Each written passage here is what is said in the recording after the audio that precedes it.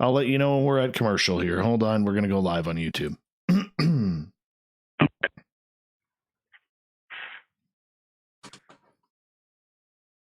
Hello and good evening, everybody. Yes, we're going to have another great edition of Spaced Out Radio tonight.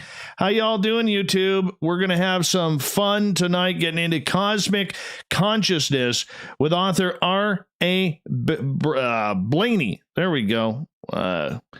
Yeah, I got it. A Blayney is our guest. We're going to have a lot of fun here coming up with him. And don't forget to set your questions for the second hour of the show, because that's kind of what we do around here as we prepare. We're about 5.5 minutes away from kicking off another edition. How y'all doing tonight? I think my audio... do I sound good? I don't sound horrible, because last night I was having some audio issues. No, you sound fine to me. I can hear you loud and clear. Beautiful, beautiful. Now, you got to watch this YouTube crowd. They're a little dangerous at times, especially, the clam and the spudger. We'll get to all of them. No, I'm teasing. Let's give a shout out to everybody in our chat room so far. Renee, good to see you here. Jack Clark, thank you for coming on in. Commonwealth Andrew, good morning to you over in the UK. The Desert Clam, we love having you here. Worsley, good to have you back. Space Without Distance, thanks for coming on in. The gorgeous Jessica Lee, yes, she is gorgeous. She's back too. All right, we got Millennium and the Dirty Filth. Thank you for coming on in. Vintage and Brett, good to see you guys back. Steam Train Mark, please let us know if we are, since you live in the future, if we are alive tomorrow. How is tomorrow looking? Please give us an update. Treehouse, good to see you here as well. The beautiful Becky Belling is back for a second night in a row. Lori, thank you for coming on in. Spookles the Cat, happy birthday to my great social media person, Spookles the Cat. You are awesome. You are stunning. You are fabulous. I cannot find enough adjectives to say happy birthday to you and what you mean to me, but thank you so much for joining us on your birthday night. You are the best, and happy birthday to you, my dear. You deserve everything that is good that comes to you. The Bee's Nest, good to have you back. Thank you for coming on in. Human Carl's here, everyone. Human Carl, not to be messed with Alien Carl. No, we have Human Carl here. And of course, Carl is one of the great veterans who listens to this show. So let's give Carl a clap, because we love our veterans around here. Thank you for your service, Carl. We love you, man. We absolutely love you. Otis, welcome back, my friend. Thank you for coming on in. I appreciate that. Zach Lufon, good to have you here. Game Vet. Stu Gerson. You know what you mean to me, buddy. You know what you mean to me. Thank you for coming on in. Pyridoxine, I appreciate that. Gorgeous Jules, Redheaded Lisa, Nikki, you look stunning tonight. Yes, you do. Don't try and fool anybody. You're looking stunning. Yes, you are. And who else we have here? Cookie Jarvis, good to have you here, Chris. Thanks for coming on in. And we got a bunch of people. A Blayney is our guest tonight.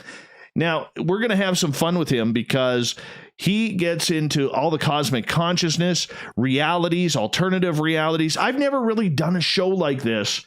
And R.A., I got to tell you, I am so excited about this, man. I hope you take us down some really, really interesting paths, man. Well, I'll do my best. I'm looking forward to it. Yes, good Canadian kid, A Blayney. Yeah, you could tell that back in the day he used a Titan hockey stick like the rest of us. You could tell. Isn't that right? Be honest. That's right. Exactly. Yep. Exactly. Now, Greco, we got to hook up A Blayney since he's in your area. We got to hook him up for a meal at your restaurant. Greco has a Greek restaurant somewhere around the Toronto area. I don't know where, but apparently the food is magnificent. I love Greek food.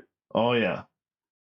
Oh, yeah. Who else we got here? Shanna Banana, thanks for coming in. Rick Roberts, welcome to Spaced Out Radio for the first time. We appreciate you giving us this opportunity to earn your listening ears, man. Hope you have a fun time and sit back, relax, and have a chat with everybody. Really cool people in here, man. Really cool people. Bill WD-40, he'll grease you up. Oh, yeah, he'll grease you up good. And, all the regulars are coming in now, and we got a really good crowd here, man. Really good crowd. So we're going to have a great time tonight. and R.A. Blayney is our guest. We're going to fire things off here in about 35 seconds. And yeah, this is going to be a good one. Science Bob is here, everyone. Science Bob. Oh, yeah. We love it when Science Bob is here. Ross, good to see you, man. Good to see you. Always a pleasure. And yeah, we're having a good time. Don't forget to wish Spookles the cat a happy birthday, because she's pretty awesome around here. She takes good care of me, and she makes sure I don't screw up on social media. So she has an important role here, and we love her around here. Make sure you wish her a big happy birthday. And we're about 5 seconds away here. Super Chat is open.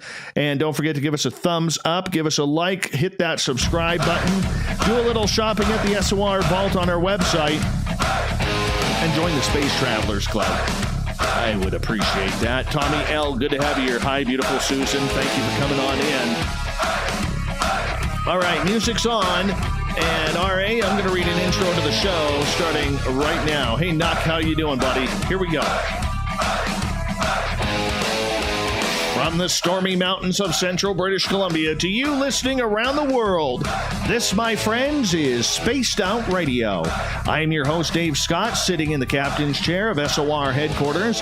We welcome you to tonight's show on our terrestrial affiliates across North America and digitally on TalkStream Live and Revolution Radio.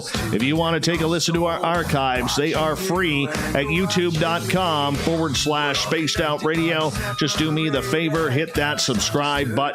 Follow us on Instagram at Spaced Out Radio Show and on Twitter at Spaced Out Radio.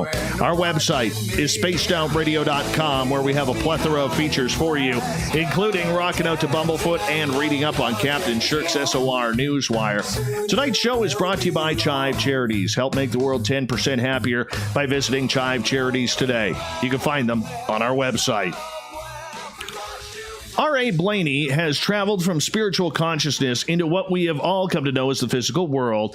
It was an awakening journey that brought him from a reality beyond words to what we know as existence today. He has partaken in the study of Eastern philosophies and spiritual practices throughout his life. Blayney has also spent time inside temples that were nestled in the Appalachian mountain ranges of North America, where he studied Hindu philosophies while meditating on self-awareness for months at a time. His website, rablayney.com, and you want to check out his book as well, because I'll tell you, this looks like a good read. Transformation, Life Before Birth, Cosmic Consciousness, and Alternate Realities. Then at the bottom of hour number 3, I will bring you the SOR Newswire. We're going to join up in Vancouver with Eric. Since Drex has retired, we're going on with Eric now, and we're going to have a lot of fun on the Thought of the Dave as well. Mr. R.A. Blayney, thank you so much for taking time out and staying up late for us, because I know you're an East Coaster. How are you doing tonight? Oh, very fine, thanks. And thanks for having me on, Dave. No problem. No problem. You know, let's all get introduced to you, because you're the star of the show tonight. And, you know, okay, this is something that you have been studying literally all your life, is trying to figure out what this is all about, what we're doing. How did you all of a sudden start on this journey? Because this is a journey that not many people have taken. Well, it all began basically the moment that I was born. See, one of the things that really struck me. It's been a major deal in my life. Throughout my life, and basically what this is I distinctly remember going into my physical body when I was born, and I kind of remember like the consciousness. I had a conscious awareness of myself before coming into physical reality. It's a very difficult thing to describe. It's almost like waking up into a dream, and it's a very difficult thing to put into words. Even in the book, I've tried to explain it as best I can, but it's very difficult to do. But I think I have a feeling deep down that we all go through this, and we're aware that we're born when that happens. But then as the years go by, we forget about it. See, I've talked to people since I've written this book. I've talked to people who have had similar experiences. I know one woman, she said that when her son was about 3 or 4 years old, he had told her that he actually picked her to be his mother before he was ever born. Now, by the time this boy was about 7 years old, he had forgotten all about that. See, I think what happens is as we go through life, we forget these things. It's like when you have a dream, you wake up. By the time you go to the washroom in the morning, you've forgotten all about that dream. You've forgotten all the details. And I think this is what happens when we go through physical life, if that makes any sense at all. It totally does. It totally does. So as you started this journey, when you started thinking about it, like how old were you? Because this is pretty in depth, my friend. Yeah. Well, basically, I've been aware of it my whole life. And actually, they say that the doctors, the specialists, the experts, they say that you don't start forming memories until years after you're born. But I remember 3 days after being born, my mother brought me home from the hospital, and I still remember all the details of the house where she lived. I've actually described what she did the first day that she brought me back to the house, and she's been kind of awestruck by this because she said that's absolutely true. Like, how could you remember something at only 3 days old? But this is what sort of led me to the belief that the mind is more than just a physical thing that's in our head. It's actually consciousness, and consciousness, it's something that I've been trying to reconcile. And by writing this book, I've gone down a number of different paths into physics, quantum mechanics, spirituality. I've looked at other things like there's a drug called dimethyltryptamine. Some people might know it better as DMT. In Central America, it's described as ayahuasca, but it's another doorway to another reality, and it's a way for our consciousness to transform and to move beyond physical reality into different worlds. Like really, and even science reconciles a lot of these beliefs and a lot of these experiences. Like quantum mechanics is something that just blows my mind. When I started looking at that and all the details, it almost seems as if there is another reality, and these quantum particles are sort of verifying that other reality. So yeah, there are a lot of things to talk about. I've even looked at UFOs and Mothman, which was made into a movie starring Richard Gere. So this is something that I think, like, they're all signs of other realities, other dimensions, I think. But I've gone step by step through all these processes, these phenomena, trying to describe them and trying to put them into context that makes sense for our consciousness and how we interact with these different realities and why we're interacting with them. That's just to kick it off, I guess. Yeah. Is it a soul thing? Is it something that this all comes from the soul and it's all precognitive before we even adjust to life of birth here? Yeah, I guess, you could call it the soul. I call it consciousness. But yeah, it is the soul, I think, if that's another way to describe it. I'm not really a religious person. I'm more spiritual. I believe in, spiritual things. But I know that there are a lot of religions out there that, they all basically seem to be describing the same thing. It's just the different cultural bent. Different cultures have different ways of describing the same thing.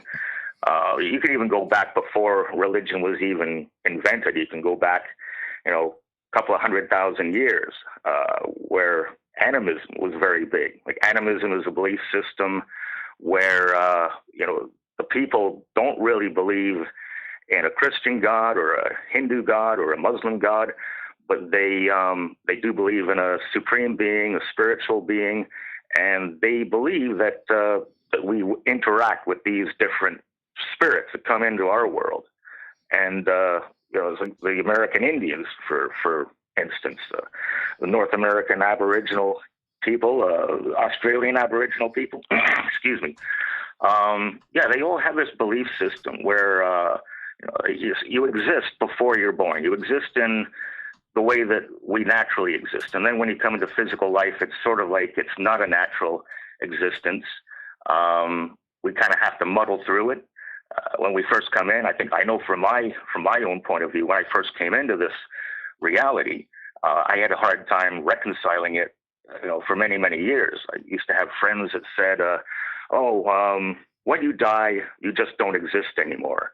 And I couldn't wrap my head around the thought that I would have no awareness. That I think that what happens is when we die, we do maintain an awareness, a consciousness, but it just transforms into something else.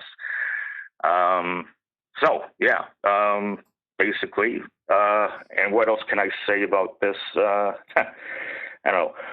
We can look at other things too, like the holographic principle, the holographic universe principle. It's sort of another way of looking at our reality.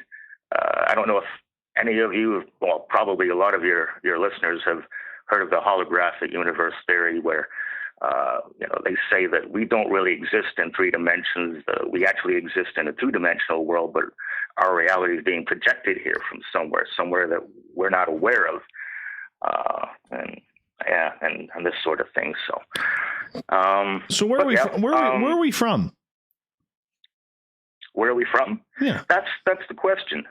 I don't really know. I remember existing as consciousness before I was born, but once I was born, I couldn't really remember anything. I don't think that we're really supposed to remember, because when we go through life, we're not supposed to remember. If we did remember where we were from, like what we actually exist as, I don't think physical life would work for us.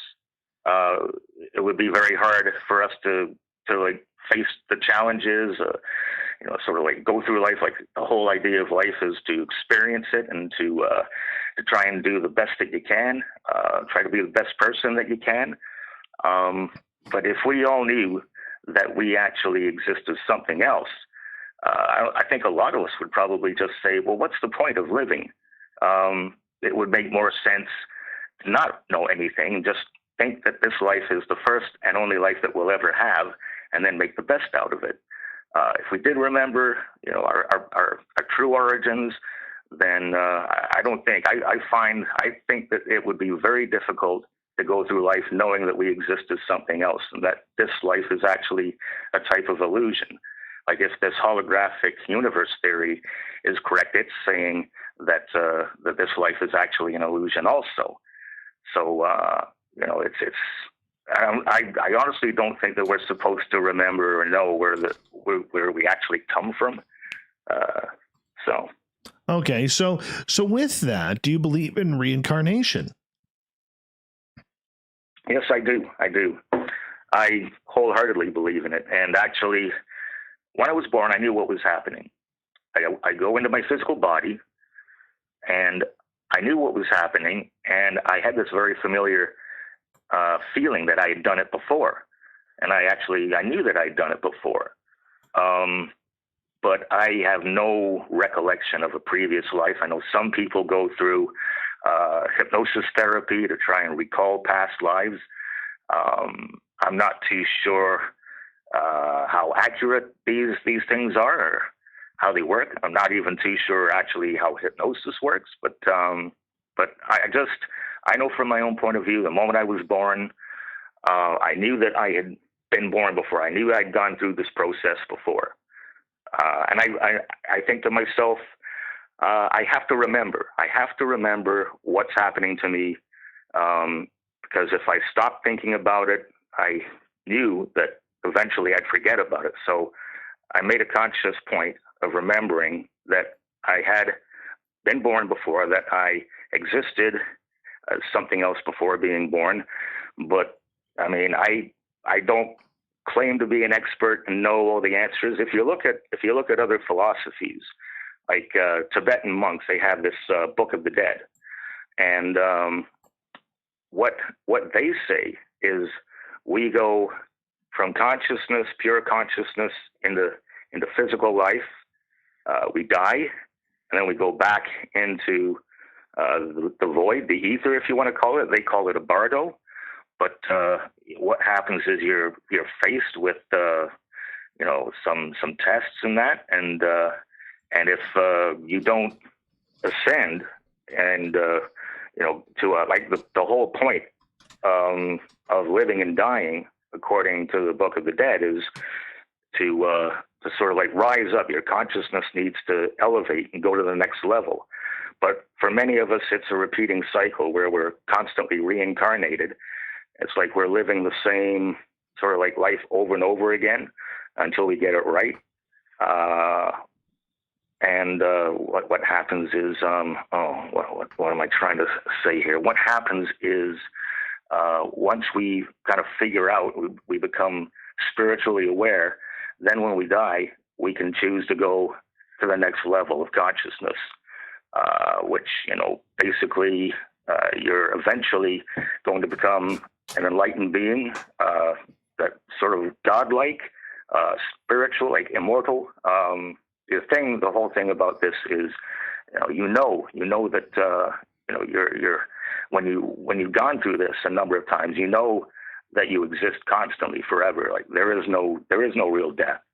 What happens is, you ascend and you try to become like a supreme being, basically, something resembling, like a godlike status where you're all knowing sort of thing. So. Okay, yeah, so if we're trying to get into this and become the supreme person that each and every one of us can be, where are these supreme people? Because I sure as hell don't see a lot of them on this planet right now. Yeah. No, I think the point is you don't want to be on this planet. Like basically, you go to a higher. I call it a higher dimension. It's I don't know. You exist because when you're pure consciousness, you don't just float around the earth, looking to be reincarnated. You're somewhere else. You go into like the ether, like an ethereal reality. And then what happens is, like these different levels are just different levels of different worlds. They're I try to reconcile the spiritual part with physics, and there are a lot of theories out there. Like there was a gentleman, a physicist that, Bill Poirier, he published a paper called Many Interacting Worlds back in 2010. And what this is, it's like a multiverse. Like our universe, we think of it as finite. Others think of it as infinite, going on forever. But if you look at physics says it's very possible that there could be parallel universes out there. And what happens is sometimes these universes, they rub up against our universe. And as we die, as we go on and we become more and more enlightened, we move like maybe from one universe to another. We go to a higher dimension. But it's you think about these extra dimensions, because physicists nowadays, they say that it's very possible that there are higher dimensions. Now they've proven this, through mathematics and whatnot. But if you look at the multiverse, it's like it's something actually that physicists are saying now is quite real. It's quite possible that these other universes, these parallel universes, exist, but in higher dimensions, we can't see them. But like this kind of goes back to in East India, like the Hinduism. Hinduism is they describe it's a religion that's been around for 4,000 years. But Hinduism describes how there are many different worlds and different levels of consciousness. And I don't know, to put it into a format that makes sense to us. When we move into these higher dimensions, these other universes, then we become more enlightened, more aware. So it's this sort of thing. It's very it's science. Science looks at it from one perspective, and then the philosophers and the spiritualists, they look at it from another perspective. But I think we're all basically saying the same thing. All right. R.A. Blayney is our guest tonight on Spaced Out Radio. R.A., there's a lot to kind of eat up in there. You mentioned the fact that, that these supreme beings go to another, or they elevate to another almost planetarial or ethereal type of dimension. Where is that, and what's that all about? Well, that's the thing. I mean, I don't know where it is. I think it's here in the universe, but it's out of sight. If we, like if a fifth dimension, we can't see a fifth dimension. We're only aware of four dimensions, right? Space, three-dimensional space, and then time. So what we call space-time. But if you look at like a fifth dimension, I mean, we can't see that. If we exist, or if someone exists in a fifth dimension, they can probably look back at our world and see what we're doing, see how we exist here, but we can't see them. It's like to put it into like a better context. Let's see. Actually, yeah. See, okay. Let's look at the holographic universe principle for a second. So, basically, this is similar to a black hole.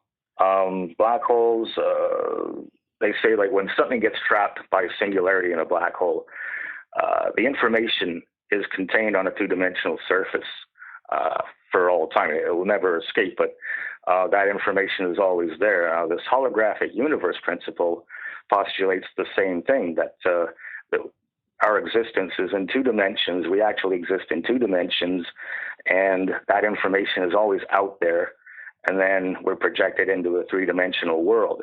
Now, out there in the ether, Eastern philosophy says that the ether is a fifth element.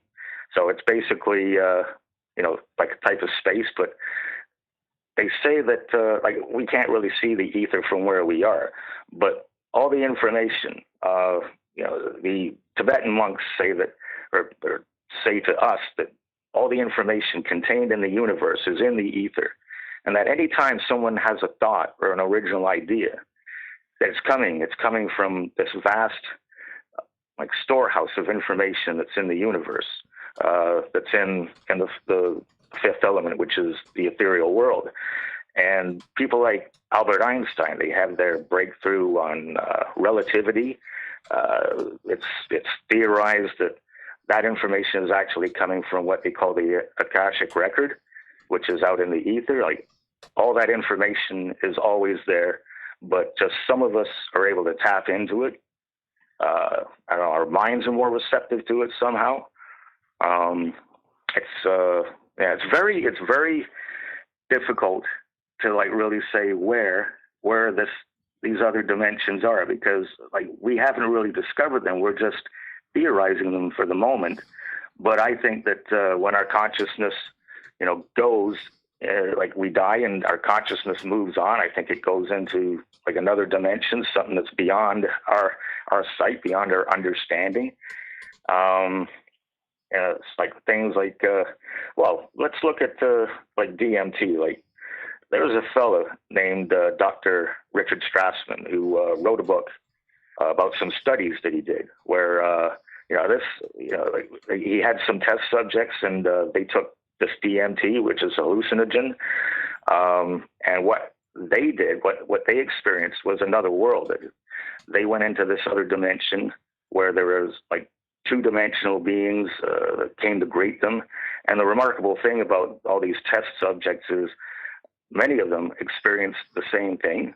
They all went to the same place, which is pretty remarkable, because these people that experiment with hallucinogenic drugs, they can experience, like, any number of any type of thing, but for some reason with DMT, they all seem to be going to the same place. And this is described as a very vivid place. It's something that alters the life and the outlook on the test subjects, right? So that they come back. And it's very difficult for them to describe what this world was like, because it's so vivid. It's more vivid than what they're used to. That's right. And R.A., I'm going to get you to hold your thought right there, because we're going to go to break at the bottom of the hour. R.A. Blayney talking cosmic consciousness with us tonight on Spaced Out Radio. Stay tuned. That's a solid first half hour, my friend. Solid first half hour radio there. Yeah, I feel like I'm rambling a bit. No, you're doing great. Yeah. You're doing great. Keep up the fantastic work, man. Okay.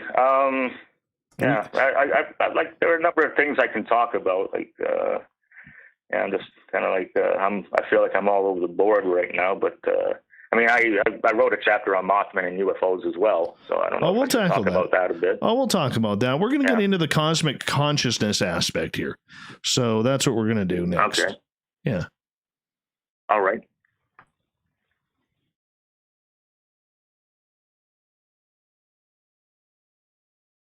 All right. We've got about 4.5 minutes. All right.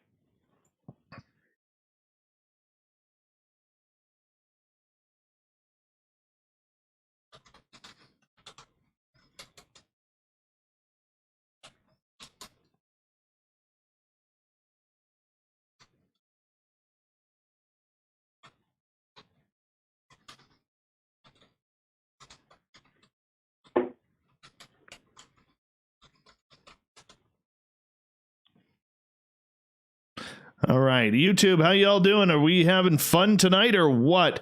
A Blayney, great guest so far, filled with information. I love it. Love it. I know you guys are too, so thank you. All right, we're just hanging on out here, doing our thing. I'm going to have the old sip of water now because it's kind of hot in here, a little spicy hot. Spicy hot, oh yeah. Mm-hmm. Hockey season's just around the corner, people. I'm getting excited. Getting excited. It's going to be good. Going to be good.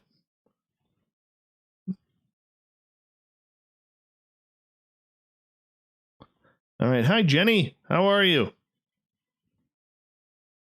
Jenny. Sure you hear that a lot. Dick Daigle, first overall pick in the 1993 NHL entry draft. Don't call him a bust. Dick Daigle, everybody. Oh, yeah. I have to say that. That just feels good. That just feels good. Mm-hmm. Joe, you've got aliens.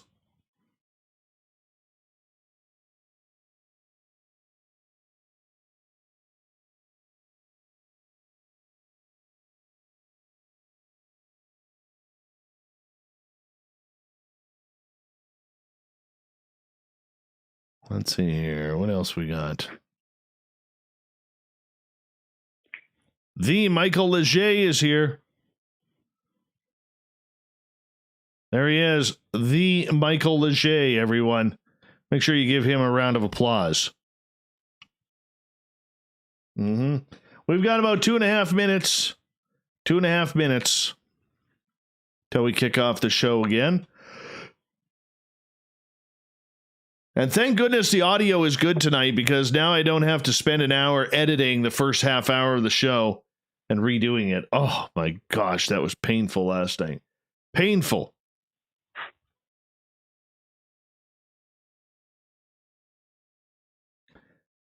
Thanks, Mike. Appreciate that. Let's see here. How do you like Pat Falloon in Philadelphia, man? He was like 250 pounds and 5'6". He ate more hot dogs and burgers than Vladimir Krutov in his days with the Canucks.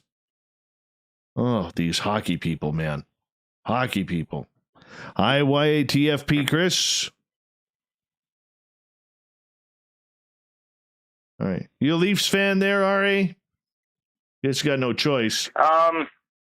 Yeah, I mean, you kind of have to be these days, but I mean, they came close a few years back, but I guess it just was not meant to be. Well, I mean, I find myself rooting for the Bruins too sometimes. Ouch. Which is that's a big no-no. Yeah, it's a big no-no. That's scary. Yeah. Well, I don't admit that to too many people.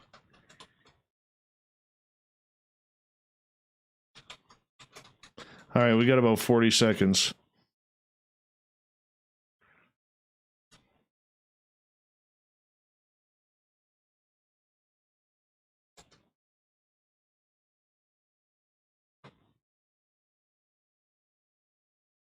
All right, 25 seconds. Super Chat is open tonight, so don't forget to give us a thumbs up. Don't forget to hit that subscribe button. Also, remember, you can join our Space Travelers Club for $5 a month. You can also do a little shopping at the SOR Vault as well. We'd greatly appreciate that. Thank you so much. Here comes the second half hour of the show, everyone. Doubtradio.com. Got a little thunder coming in. There it is.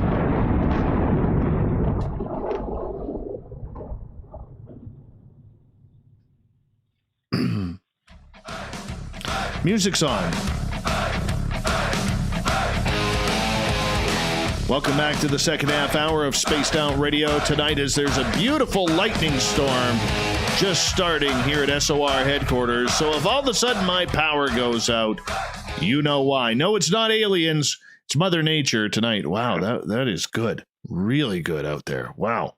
Anyways, I want to remind you that if you've missed portions of this show or others, you can check out our free archives by going to youtube.com/Spaced Out Radio. Do me the favor, hit that subscribe button. Our website, spacedoutradio.com, where we have a plethora of features for you, including Rocket Out to Bumblefoot and reading up on Captain Shirk's SOR Newswire. Follow us on Instagram at Spaced Out Radio Show, and my personal handle at Dave Scott SOR. On Twitter, at Spaced Out Radio as well. Tonight we are talking with author A Blayney. He's got a great book out that you want to check out. Why do you want to check out? Because it's going to push your limits. It's called Transformation, Life Before Birth, Cosmic Consciousness, and Alternate Realities. His website, rablayney.com. Welcome back to the show, Mr. Blayney. Well, thank you, Dave, for having me. Glad to be here. All right, we're going to kick things off with a little cosmic consciousness. What is that? Just be blunt. What is that? Yeah, what is cosmic consciousness? Well, basically, cosmic consciousness is it's something I used to meditate quite a lot back in my younger days, and by the time I was about 16 or 17, I think it was, I had an experience of cosmic consciousness. Now, what this is, it's a moment where you see past physical reality. You see past everything, and you can see and feel your existence among everything, and you can understand how you're tied into the universe. You're tied into, these other higher dimensions and that, and it all seems to make perfect sense. And I had this experience years and years ago. It was an overwhelming experience. The only thing that really can compare to it was like when I first was born and went into my body, and I realized that I was coming from, somewhere else. But when you have this sense, this feeling of cosmic consciousness, you know who you are, you know what you are. You sort of have like a moment. I had a fleeting moment of being connected with everything and having all these answers suddenly before me. But I've meditated for years since then. I've never had a successive experience of this cosmic consciousness. And I think this goes back to the Akashic records that I was referring to earlier, where, the universe, like the cosmos and all these higher dimensions, they're filled with all this information, all these experiences, thoughts, deeds that every human being has ever done or will do. And all that information is there. And then when we can actually access it, it's transforming. It's life altering. So it's something that is, you have to elevate your consciousness to a different level. That's basically what meditation is for. You're trying to elevate your consciousness beyond, the physical reality that we live from day to day. You're trying to see things that are beyond current scope of our understanding. Cosmic consciousness, I think, it's sort of like what we would experience if we were to move past this life into a higher awareness. But it's a way to access. Meditation is a way to access this thing that we call cosmic consciousness. And if we can access this and see what the universe really is, what existence, what our conscious spirit really is, then this can open up doorways to other things as well. We try to, make sense of our reality by looking past our reality sometimes and seeing that there's something higher, more transforming out there that can take us in directions that we never really thought of before. It's something that like Buddha. I think Buddha used to meditate for days and days, weeks at a time, and he had this experience of cosmic consciousness. There have been like the Dalai Lama. Some people say that the Dalai Lama has experienced this. They say that there's a famous writer. Was it Walt Whitman? I don't know if it was Walt Whitman, but anyway, like some people, if you really concentrate, dedicate some of your life to this, expanding your mind, you can experience it. And all this does is basically it shows us that there's something higher out there. There's that we are more than what we just assume that we are, what we think we are. We go through life thinking that this is all there is, but as many of your listeners are aware, there are many things out there. Like precognition. Take precognition, for example.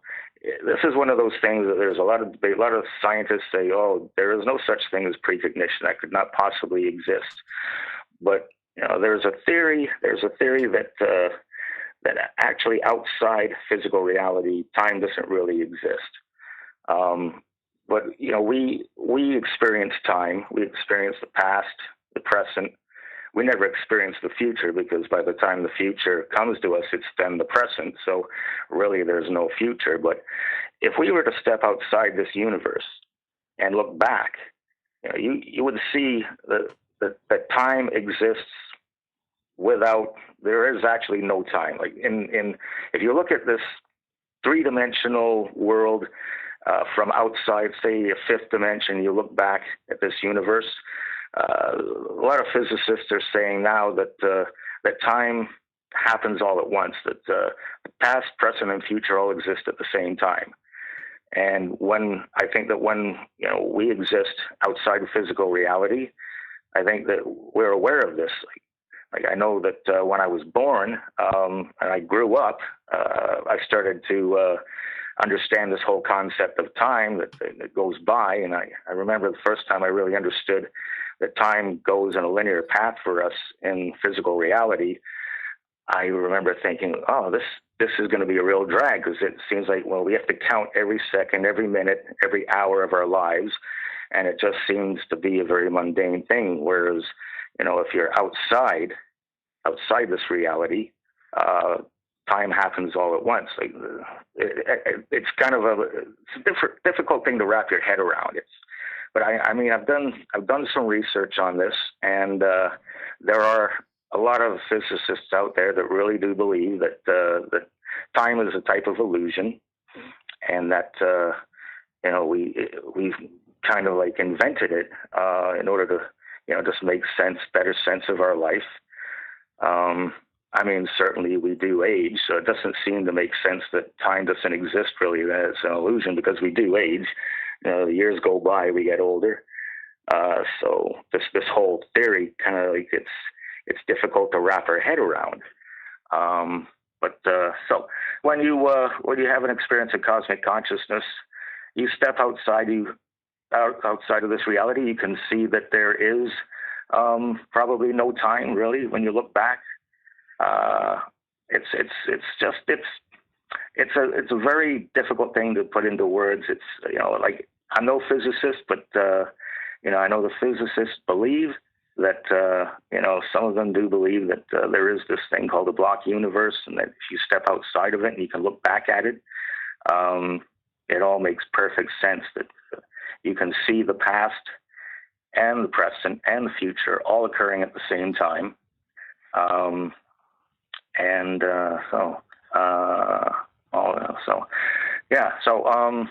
It really is a difficult thing to sort of like try and reconcile, especially since we're living a physical life where time does seem to travel in a linear path, but many old Eastern philosophies believe that time is not linear; it's circular, and that things kind of like repeat; they keep going around and around all the time, never like with a beginning or an end. No, yeah, I think that's as for cosmic consciousness.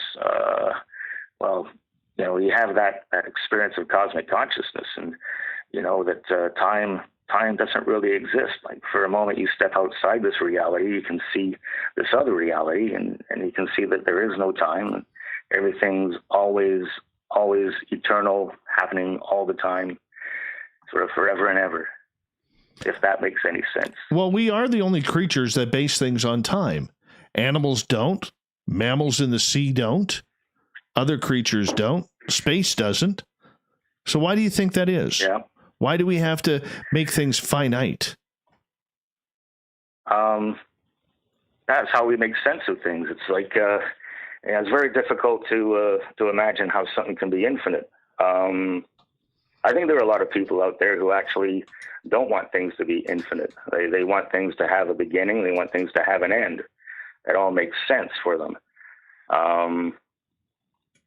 I mean, it's if you look at, there are certain examples you can look at, and they like take the universe. Like people say, oh, there's got to be a beginning and an end to the universe. Like there was a big bang, like that started things off, and then they're saying that there's going to be a big crunch, and after the universe stops expanding, there'll be this big crunch, and then everything will start going backwards, and then perhaps like when everything goes back and condenses again, maybe there'll be a second big bang. Personally, I'm not really too sure I believe in the Big Bang. I don't necessarily believe that there was a beginning and that there's going to be an end to the universe. I think it's just infinite. It goes on forever, but many people don't want to look at infinity. It's just, I don't know, for us it doesn't really make a lot of sense. But I think that there have been many examples that there is infinity out there. There are many thought experiments that scientists have conducted where they've shown that on paper infinity does exist. And things can go on forever, not only macroscopically but microscopically as well. I talk about some of those things in the book, but time. I don't know. Time. I'm not a big believer in time. I've always had this feeling that time is really an illusion. And it's funny, after I wrote this book, and I had a lot of people read it, and I talked to a lot of people, and it's surprising how many people have come to me and said that, all my life I've had this sense, this belief that life is an illusion, that life isn't real, and that time isn't real. But, a lot of people, they don't really talk about these things. I mean, it's the only reason they talk about it is, I'm talking to them, so I'm saying that, I believe that life is a type of illusion. It's like a dream. It seemed like a dream to me when I was first born. It seemed very, surreal. But, it seemed like my previous existence was the real thing, and that this life is false. It's almost like the Matrix. You're kind of living in a pre-constructed reality, and never really knowing who or what you really are. I think that time is just, it keeps us grounded, and we have to be grounded in life for it to make sense. So time, I don't know. It's funny.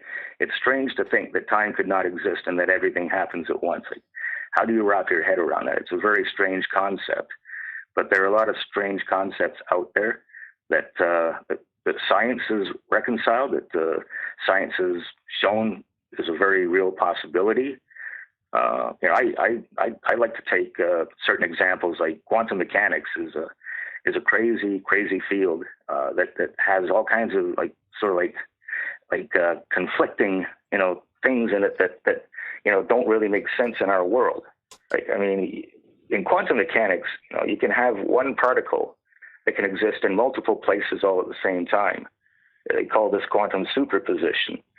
And when you look at this quantum superposition, if you measure one particle, you observe it and measure it, then all those other possible positions, they all break down, they all disappear. Like you take quantum mechanics, you can have a particle. I've heard of certain particles that will spin clockwise and counterclockwise simultaneously, and this is something that it seems like, well, how can that be? How could that possibly be?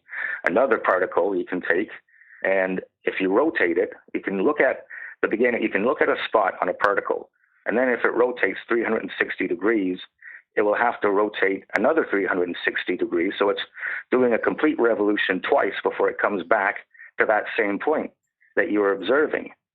And that's crazy. Like if you're in a three-dimensional world and you use a ball as an example or an analogy, and you rotate that ball, it only has to go 360 degrees once to come back.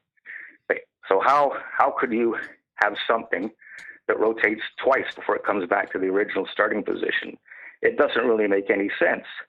But this is sort of like, one of those things that shows us that there's something else going on that we don't understand, that we can't quite see. That's really, really making no sense, at least to me. All right. Oh, you're going to say something, Dave? Yeah. Who's calling the shots on this? If there's no God, who's calling the shots? If there's no God or whatever it may be, is there a source or something that is calling the shots on why all of this is happening and it's so strange? Well, yeah, that's not really for me to say, but I know that like philosophies say that there's a supreme being. Tibetan Buddhism says that there's a supreme being, and that basically, as we're ascending, becoming more enlightened and more aware, eventually we're trying to get to that level where it's just pure consciousness, ultimate consciousness. But like, as for who's calling the shots, I often look at this and I think to myself, well, this world, I know science says that the world was created, as a part of the Big Bang, all these, everything condensed to form planets and whatnot, and we happen to be in a sweet spot so that there is life on this planet, and they even say like that life shouldn't have really even evolved to the point that there are human beings on it, because the element needed to create multi-celled beings like us never existed on the earth. So like there's this missing link. There's always been this. Oh, wonder where he went. Maybe his battery died. We'll get him back here. 1 second here. We'll get him right back. Now, hopefully, his phone didn't die. Oh, it's ringing. I think we're good. We lost. We lost you there. Yeah, I guess I'll do that. It was probably some Habs fan trying to, knock us off the air or something. Not aliens, Habs fans. Yeah. Blame it on the Habs. Exactly. Go for Why it. Why not? Okay. All right. Okay. So, so I don't know where I got cut off. We were talking about, if there's a source or a God-like being up there who's calling the shots, and you weren't sure what is actually going on, but you're sure something is going on, and we're trying to figure out what that is going on, because I don't have a clue what's going on. Yeah. But so I think I was going on about how plants were formed and life started here. And according to science, it was like a random thing. But it seems to me, like, I've thought this for most of my life, that it seems to me that, like the world is almost like it's been engineered. It's like if you look at the human body, it's like a machine, and it's like it does such amazing things. It can heal itself. It can do this. It can do that. Like the world is just mind blowing if you take the time to actually look at it and consider it. Like I have trees on my property that are over 100 over 100 feet high. And I know those trees started as a tiny little seed, and it just astounds me that that tiny little seed can grow into a 100-foot tall maple tree. It almost seems like, all these things have been engineered somehow. Like, I don't see how they could have just, like, the world could have just randomly come here. But I think, okay, if there's a higher being, like a supreme being, or this pure consciousness, well, how did they create this? If they're the ones that created this, how did they do it? And, if they exist in another dimension, another reality, like, how do you create something in a different reality? It's just, I don't have all the answers. I'll be the first to admit I don't have all the answers, but I do know what I've experienced, and I know that there is definitely something there, because I remember it from being reincarnated or incarnated. I think I was reincarnated because, like I say, I've had the experience. I know I've had the experience before, but what that experience was, it's lost to me now. And actually, they say, old Eastern philosophies say that when you die and you come back and you're reincarnated, everybody brings like one or two things from their previous life into this life. So let's say you were a concert pianist in another life. When you're reincarnated, you'll have that ability, that talent for playing the piano still in the next life. And then when you die and you get reincarnated yet again, you'll have like whatever talents you picked up from that second life, you'll have that talent going into the next life. And so, these things, they all sort of build each time we come around, but we're not allowed. I think there is something calling the shots, but it's not allowing us. I don't think we're allowed to remember, previous lives and previous existence.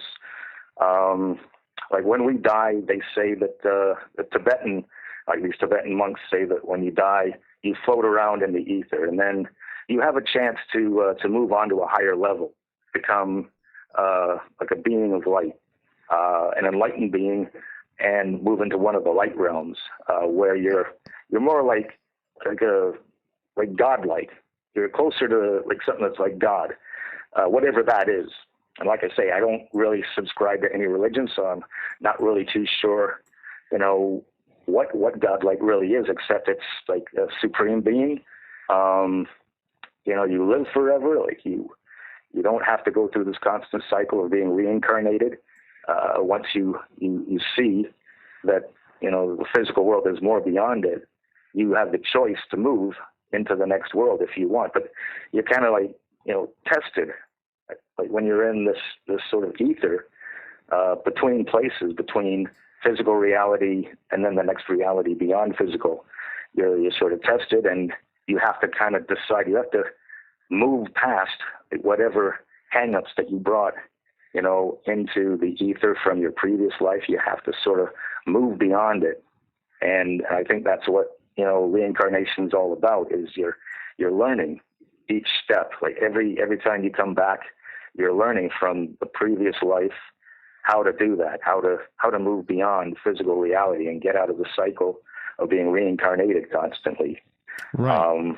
And then you're trying to get up to this level where, there's a supreme being, and then you become almost like a supreme being, but you're aware, you're constantly conscious of it.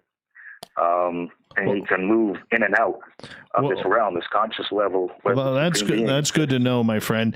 And I really hope they have hockey and a lot of good musicians there, man, because that's all I need on that expert level.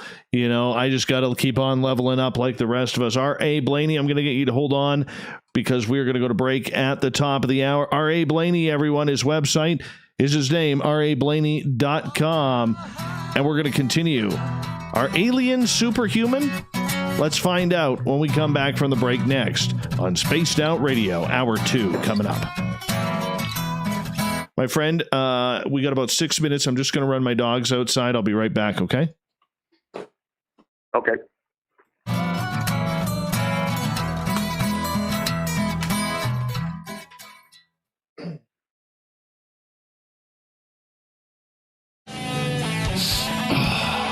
I'm feeling a little spicy tonight.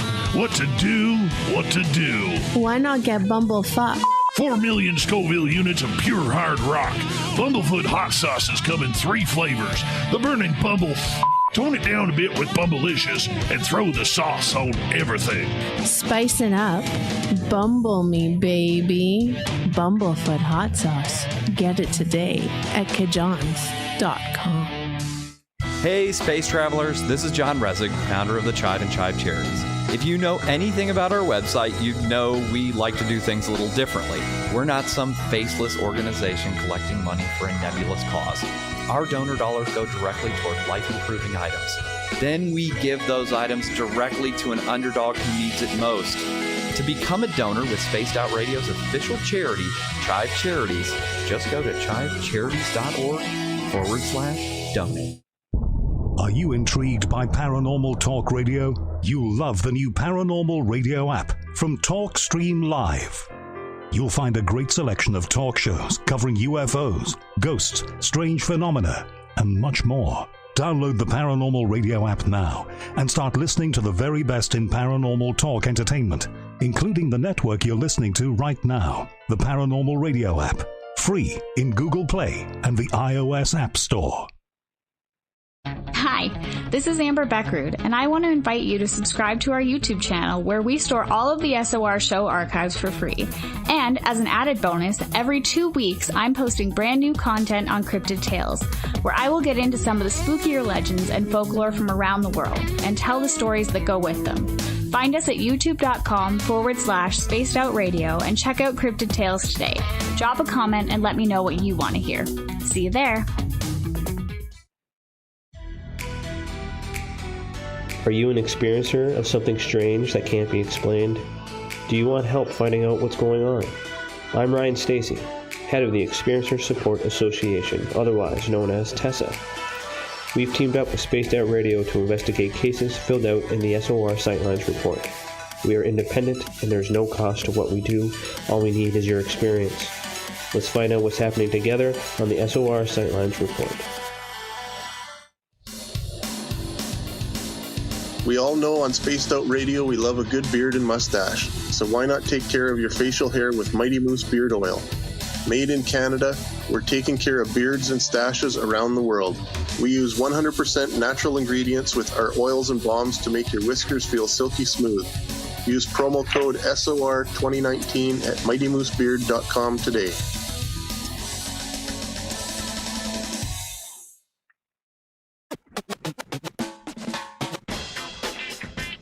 The SOR Vault is open for business, and do we have some cool swag for you to pick up? All you have to do is head over to our website and click on the SOR Vault. You have a variety of cool logos to choose from, and put them on anything you want. T-shirts, hoodies, hats, coffee mugs, you name it, we can get it to you. So do your shopping by supporting the store you love. Get your Spaced Out Radio swag at the SOR Vault today.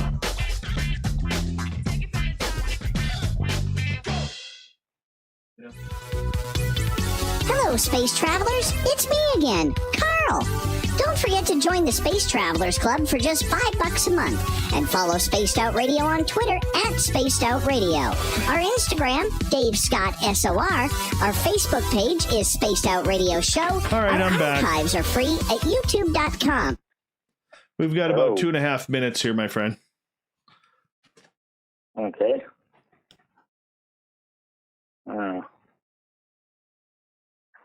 Yeah, let's try and think what else we could talk about. A lot of things to talk about, actually. Oh, you were talking about aliens being superhuman, right? Yes. That's where we're going next. Find out about that. Okay. That I don't have a lot of knowledge on, but I can use some. Actually, I do talk about UFOs a little bit in the book. Well, we'll get into it. Yeah. Yeah.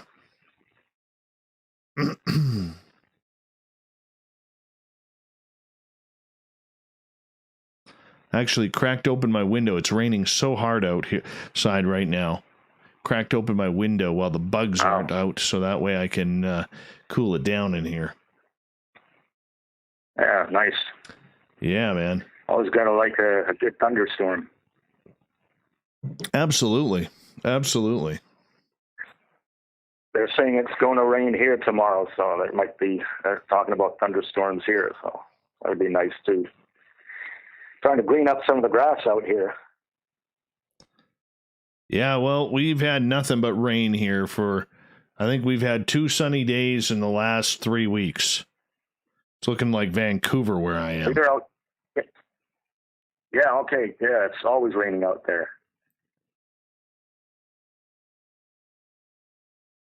All right.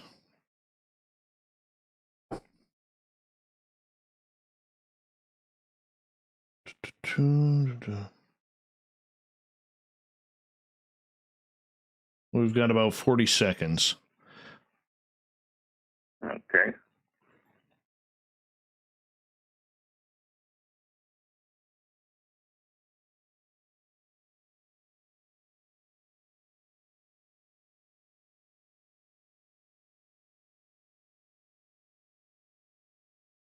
All right, we're just into our final commercial here. Hey, Human Carl, thank you so much for the super chat, man. I really appreciate that, and thank you so much for everything that you do in supporting this show, brother. You're an awesome dude, and I really do appreciate it. Here we go, everyone, with hour number 2. Make sure you give us a thumbs up, hit that bell, and that subscribe button if you haven't already. Hi, Eva. Thank you for joining us. Here we go. Music's on. Spaced Out Radio with Dave Scott. Follow Dave on Twitter at Spaced Out Radio and on Facebook, Spaced Out Radio Show. Here we go with hour number 2 of Spaced Out Radio tonight. Thank you so much for joining us. I am Dave Scott, hanging out with all of you, and no place I'd rather be. We welcome back everyone listening in on our terrestrial affiliates across the continent and on the digital side on TalkStream Live and Revolution Radio. All of our archives are free for you at youtube.com/Spaced Out Radio. Just do me the favor, hit that subscribe button. The Desert Clam has set the password for tonight in the SOR Space Travelers Club. Orchizography is your password, and I probably pronounced it wrong, but use the password wisely, Space Travelers, as the Clam sets a password each and every night right here on Spaced Out Radio. Our website is spacedoutradio.com, where we have a plethora of features for you, including rocking out to Bumblefoot and reading up on Captain Shirk's SOR Newswire. Follow us on Instagram at Spaced Out Radio Show and on Twitter at Spaced Out Radio. Now, we are talking with author A Blayney tonight. His book, Transformation, Life Before Birth, Cosmic Consciousness, and Alternate Realities. His website, rablayney.com. Welcome back to the show, Mr. Blayney. Hello, Dave. All right. So right before we were talking about supreme beings and where we go, how do we got to elevate ourselves? So a lot of people who have had ET contact or believe that extraterrestrials are visiting Earth, are they some sort of supreme being, in your opinion? Well, if they are aliens, and when I was younger, I wholeheartedly believed that. Like for all the stars in the universe, and the stars in our own galaxy, and all the planets that must be orbiting some of those stars, I figured that there surely has to be like life on other planets. Now, a lot of people, they have had experiences with aliens, what they say are aliens, and I think I remember actually years ago when. Jacques Vallée, if you remember Jacques Vallée, he's a French physicist and also a ufologist. He's gone around the world and spent years investigating a lot of these contacts that people have had with aliens, extraterrestrials, UFOs. And I remember he came out and he said one day that it's not really an alien experience that a lot of these people are having. It's a psychological experience. And I thought to myself, well, how disappointing that is, because what exactly is he saying? Is he saying that everyone's crazy by saying it's a psychological experience, or is he saying something else? I was a little bit perturbed that he actually downplayed the whole alien aspect of things. But I researched this. I have a small bit in one of the chapters in the book where I talk about extraterrestrials or UFOs and this sort of thing, and I like to use like an example of if anybody like knows Rendlesham Forest back in I think it was 1980 in England, the U.S. and the U.K. had a joint Air Force base. One of them was Woodbridge, Air Force Base Woodbridge, and the other one was Bentwaters. And in between the two bases was Rendlesham Forest. And I guess people like on the base, some of the airmen in that, they noticed that there were strange lights in the forest, over the forest. And so what happened is the base commander, who was Lieutenant Colonel Charles Holt, he went out there with a bunch of the men one night and investigated this. And what he saw was an orb of light that seemed to be floating through the woods, and it seemed to be giving off pieces of what looked like molten metal. So he recorded this on a voice recorder. And then there was another time before that, I think, when there was two airmen. That was Jim Peniston and the other fellow was John Burroughs. And so they actually had an experience too, where they came across this sort of like UFO encounter.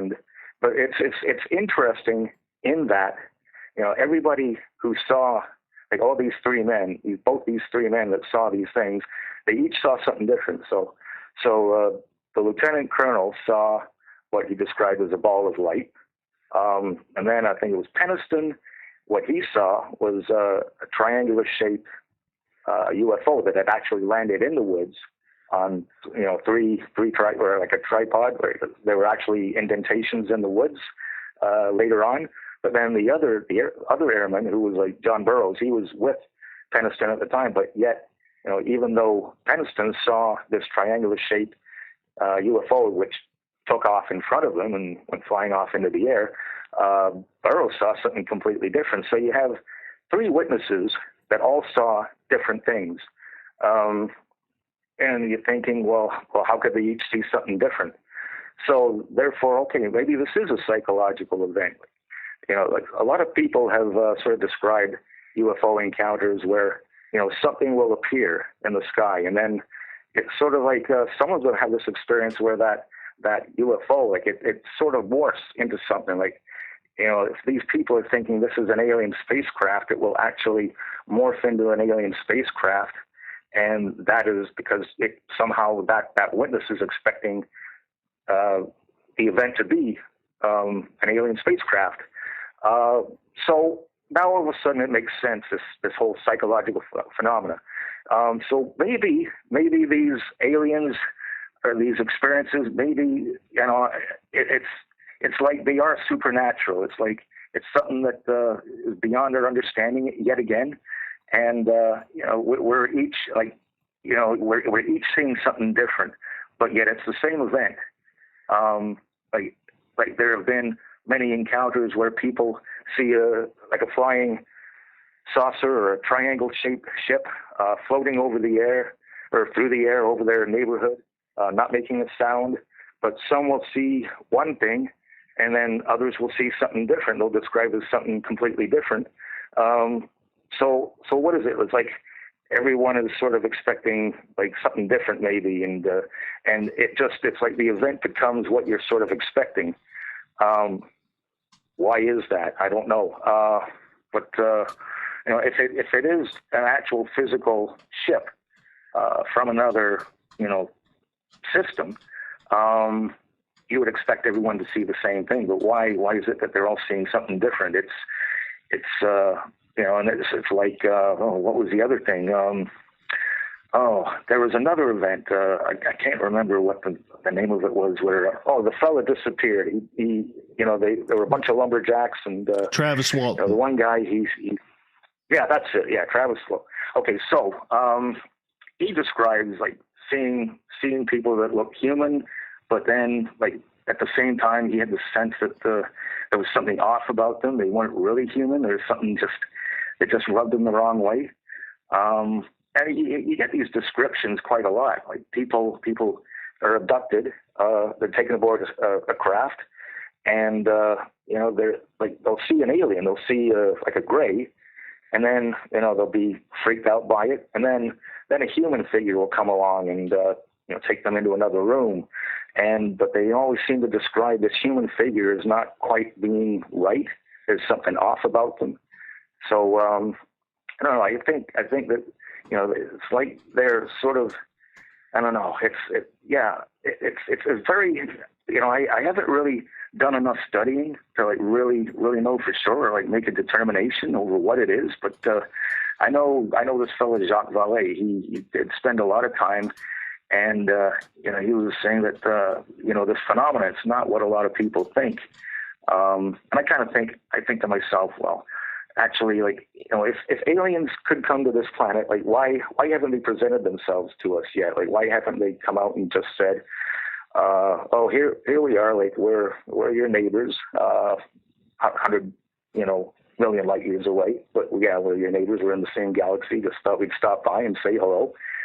But there are many planets that have been around a lot longer than our planet has. So you would think that if there's a civilization on that planet, they would have developed interstellar travel by now, and then come. And I don't know, but I don't know. You have to take the other point of view too. If they're if they're a higher level or more advanced than we are, would they really waste their time coming and visiting us, saying, hey, we just wanted to stop by and let you know that we're in the neighborhood?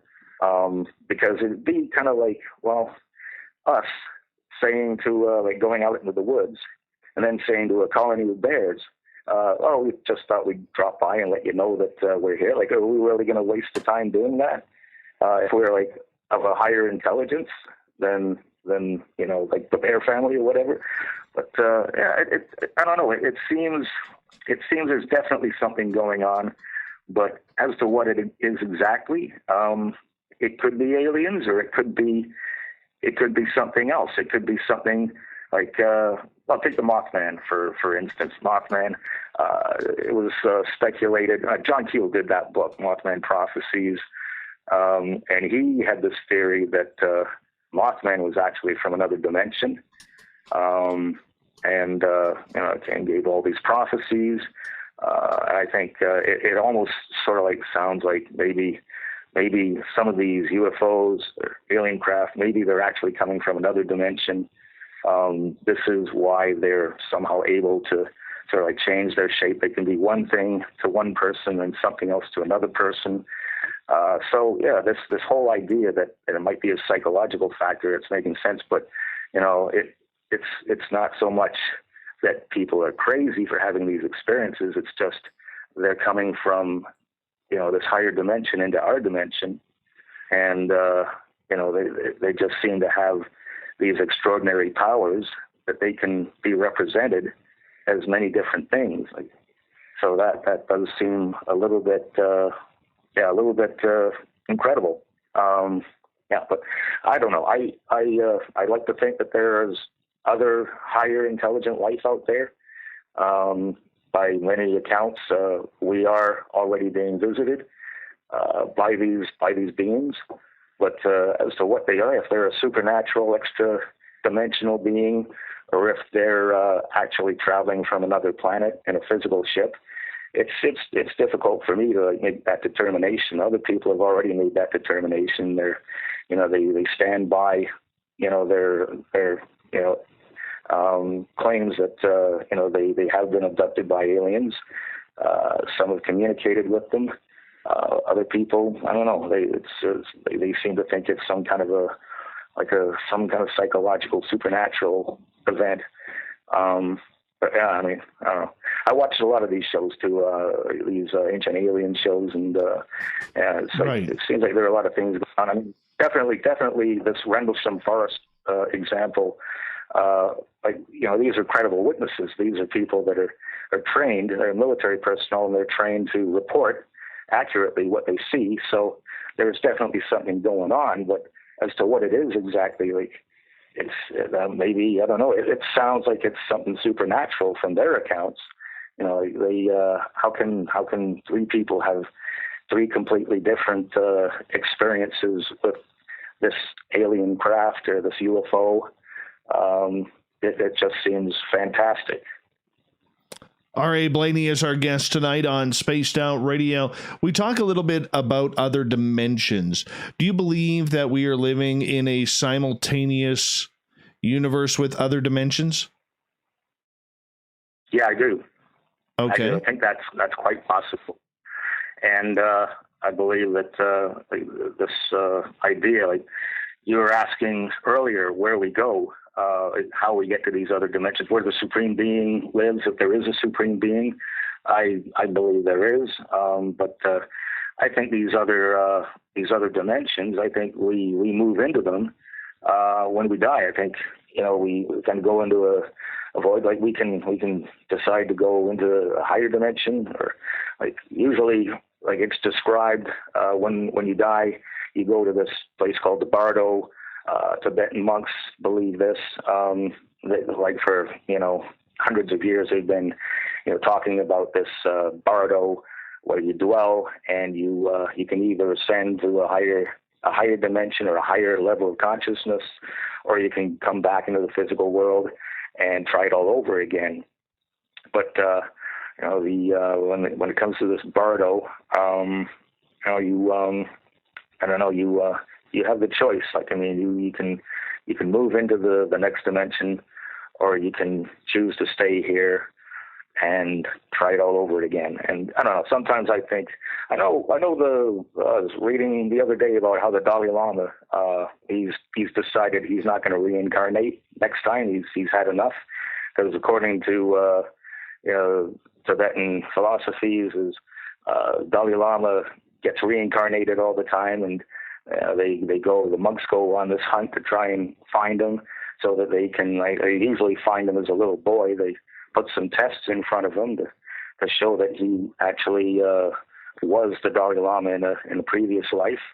So they put a bunch of items in front of one of the tests they do. They put a bunch of items in front of the child, and the child has to pick the items that belong to him, and these items belong to him, but in the previous life. And if the child can identify those items clearly, that's one indication that this is the reincarnation of the Dalai Lama. But there are all these political things going on with China now and Tibet. So, the Dalai Lama has said that he's not going to reincarnate next time, because China's taken over Tibet, and they're kind of going to appoint their own Dalai Lama. So, the current Dalai Lama says, I'm not coming back this time. Next time, I think I'll just go on to the next level or whatever. I think there are these beings, enlightened beings, that come back into the world, into our world, and they're here to sort of help guide us and help us to see that there's a better way and this sort of thing. So it's interesting that this Dalai Lama can sort of reincarnate as he pleases. But yeah, I think for my own sake, I think I will come back into another life after this. I don't think that I am enlightened enough to go on to the next level. Maybe I am. I don't know. Depends who you talk to. All right. I'm sure some of my friends would say, "Oh, he's doing okay." Others would say, "Probably not." All right, let's get to a question from our Space Travelers Club on our website from Joey, who is asking, in quantum theory, all outcomes exist in infinite potential and become localized or actualized only when they reach our perspective. If our current reality is a hologram, doesn't that contradict that quantum theory? Well, this holographic theory is completely separate from quantum mechanics, because a lot of this holographic theory is actually based on string theory. So I don't know, that this whole thing about all possibilities being there, it's I don't know, holographic theory, I'm not really too sure if I'm a subscriber to that theory. I'm not too sure if I like the idea that we're projecting into this world from some other place, but in a way it would make a lot of sense that if we are. It's like, I look at realities. I look at like alternate realities, and actually, if you look at dreaming is, as far as I'm concerned, that's another reality. Australian Aborigines, they believe that when you dream, you're actually going back into like pure consciousness, the way you existed before you came into the physical world. So what's basically happening is, like, if you dream, you're going into another reality. You're projecting yourself into another reality, and it's a lot like this holographic theory that says, well, we're also projecting ourselves into three-dimensional reality. But so we're in three-dimensional reality, but we're also projecting ourselves back into what other reality we were before we came into this life. Now, quantum, all these possibilities in quantum theory, you have quantum superposition, so you have many different possibilities. But once, your listener says, all these possibilities can exist until you go and measure it. Like, it's like a way to sort of show this as an example is the delayed choice experiment, the double slit experiment that was first put forth by I think it was John Archibald Wheeler. I think he sort of like showed 78 and 84 that a particle could exist in different formats, but it could only exist in one format if you actually put a measuring device by this particle as it went through this double slit. You have your delayed choice. So like the double slit experiment showed that there are different possibilities for how this particle is going to act. It's like quantum mechanics. Like I said, quantum mechanics. It's also you have this. If you have all these different possibilities, I mean, this whole idea of multiple universes, parallel universes. It's kind of, you can sort of equate it to like quantum superposition, where like the same particle exists in different ways. And actually, it's interesting because when like this whole idea that a particle can exist in different spaces, but it's the same. It's actually the same particle.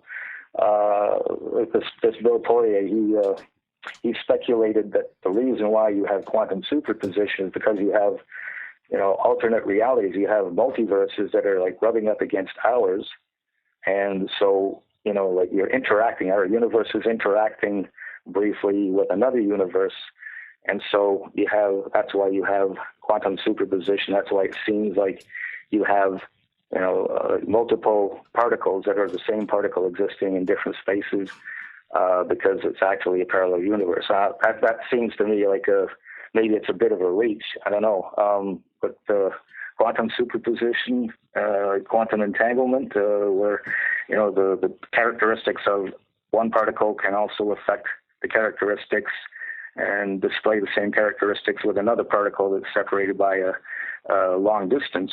Like this is another one of those things that quantum mechanics. It's like Richard Feynman said. He said that if you think you understand quantum mechanics, then you don't understand quantum mechanics.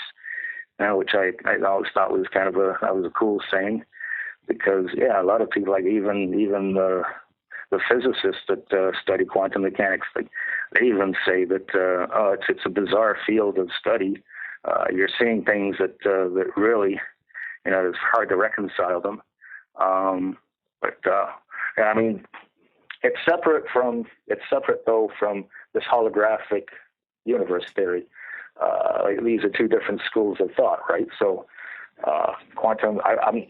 I'm not too sure about the holographic universe, but I know there are physicists like Leonard Susskind, who's a very renowned physicist, and he says it's a very real possibility. And I've even heard him say that he does think that our universe might be holographic. All right, Mr. Blayney, I got to cut you off right there because we're going to go to break here at the bottom of the hour.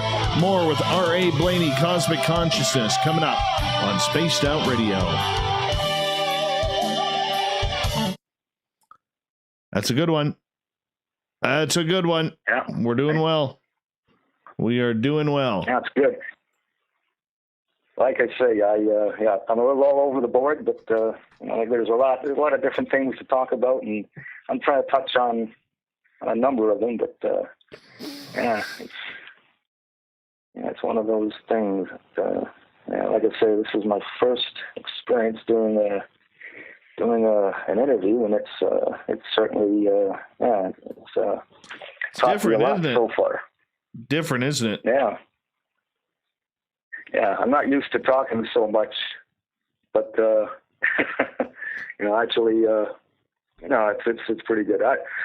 I usually talk about other things in front of crowds. I've done speeches and stuff like that, but usually, I have one subject to talk about, so I can kind of stick to that subject. This one, there's a lot of stuff to cover, and I guess it seemed like a long period of time. 2.5 hours seemed like a long time, but actually, it's probably not long enough. Well, you know what? We have 1 hour left to break it all down, and we're going to be jamming in a bunch of stuff in there, man. Well, I'll let you lead me down whichever path you want to go. No problem. I'm pretty good at that. Yeah, I figured you have some experience. Yeah, I've done. I don't know if I answered your listener's question or not. Really, we'll just rock and roll, man. We'll just rock and roll. How about that? Yeah, that sounds good.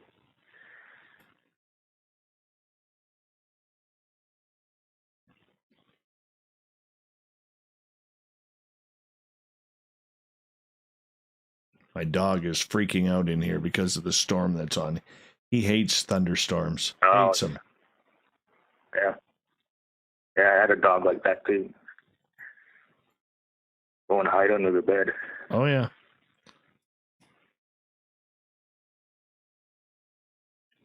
Hey, Doug. Doug, calm down, buddy. You're all good. You're all good, buddy.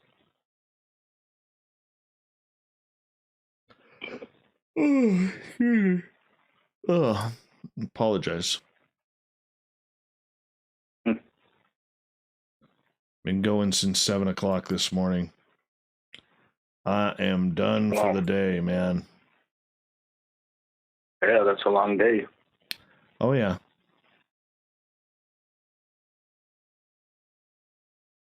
Gary wants to know if you've ever heard of something called the big fall through. Big fall through? Yeah. No, I don't think I have. Okay.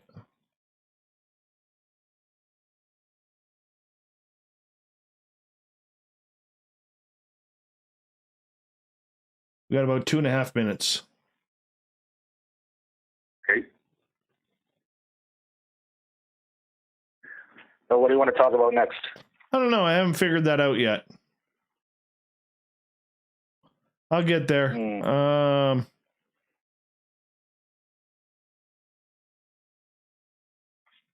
Probably get more into the dimensional stuff. That intrigues me. Okay.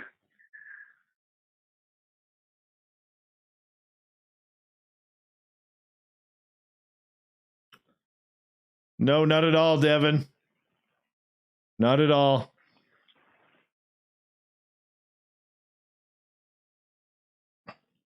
Thank you, Roy. That's why you're my super quest, man. I love you, man. Dude's an awesome guy. Sounds like you got quite a following there. Oh, yeah. We got, there's 97 in chat tonight. Yeah. Wow.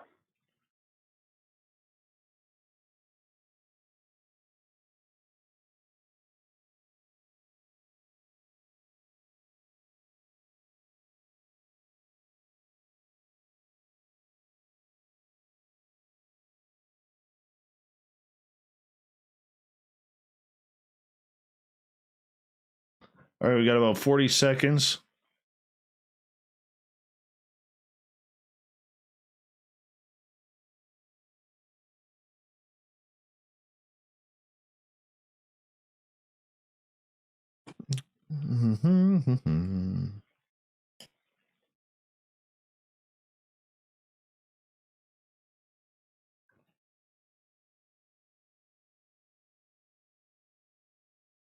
Thank you to BG's and Human Carl for the super chats tonight, as we're going to kick off the second half of the show right now. And bring your questions along, everyone, because here we go. A Blayney is our guest. Let's have some fun. Make sure you hit that subscribe button as well.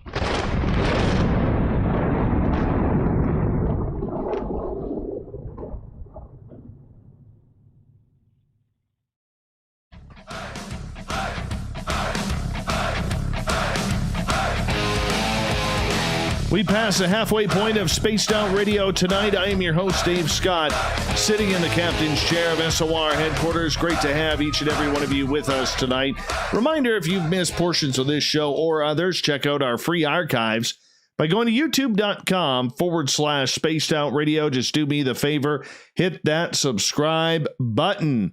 Follow us on Instagram at Spaced Out Radio Show, and on Twitter at Spaced Out Radio. Our website, spacedoutradio.com. We got a plethora of features for you there, including rocking out to Bumblefoot and reading up on Captain Shirk's SOR Newswire, and much more. Tonight we are talking with guest A Blayney. He's got a fantastic book out called Transformation, Life Before Birth, Cosmic Consciousness, and Alternate Realities. Mr. Blayney, good to have you here. Thank you. Thank you, Dave. All right, we'll start off this half hour with an audience question from our YouTube chat. Drone Beard is asking, what's your theory about string theory? To be honest, string theory is something that's it's a little bit beyond me. I don't really know enough about it. I barely know enough about quantum mechanics to really talk about that in any kind of sensical fashion. But string theory, as far as I know, string theory is something that it's not really actually been proven yet. That it's something that is a real science. It's more of a theory at this point. And I guess string theory, all I know is string theory. It deals with something even smaller than atoms and molecules. I know the string theory, Leonard Susskind, he used string theory to reconcile this whole idea of the holographic universe. So there's obviously, there must be something to it. But like I say, I've studied a little bit. I've done some research on, like quantum mechanics, and read some of the books, like Brian Greene. He wrote a great book called the Hidden Reality, where he talks about string theory quite a bit. Actually, Leonard Susskind read his book, and he talks about string theory a little bit, but also as well as quantum mechanics. His book was called the Black Hole War, where he, I guess he had a conflicting opinion about black holes and black hole physics and all this with Stephen Hawking. But he's another very smart guy that knows a lot more about string theory than I ever will. But I don't know. I haven't really done enough research to really form an opinion about string theory. I mean, right now I'm having a hard enough time wrapping my head around quantum mechanics. And the whole reason I got into quantum mechanics is as I was doing research, trying to reconcile this whole existence before birth, existence beyond physical reality. I found that a lot of the research was taking me down avenues that I hadn't really expected to go, but one seemed to lead to another.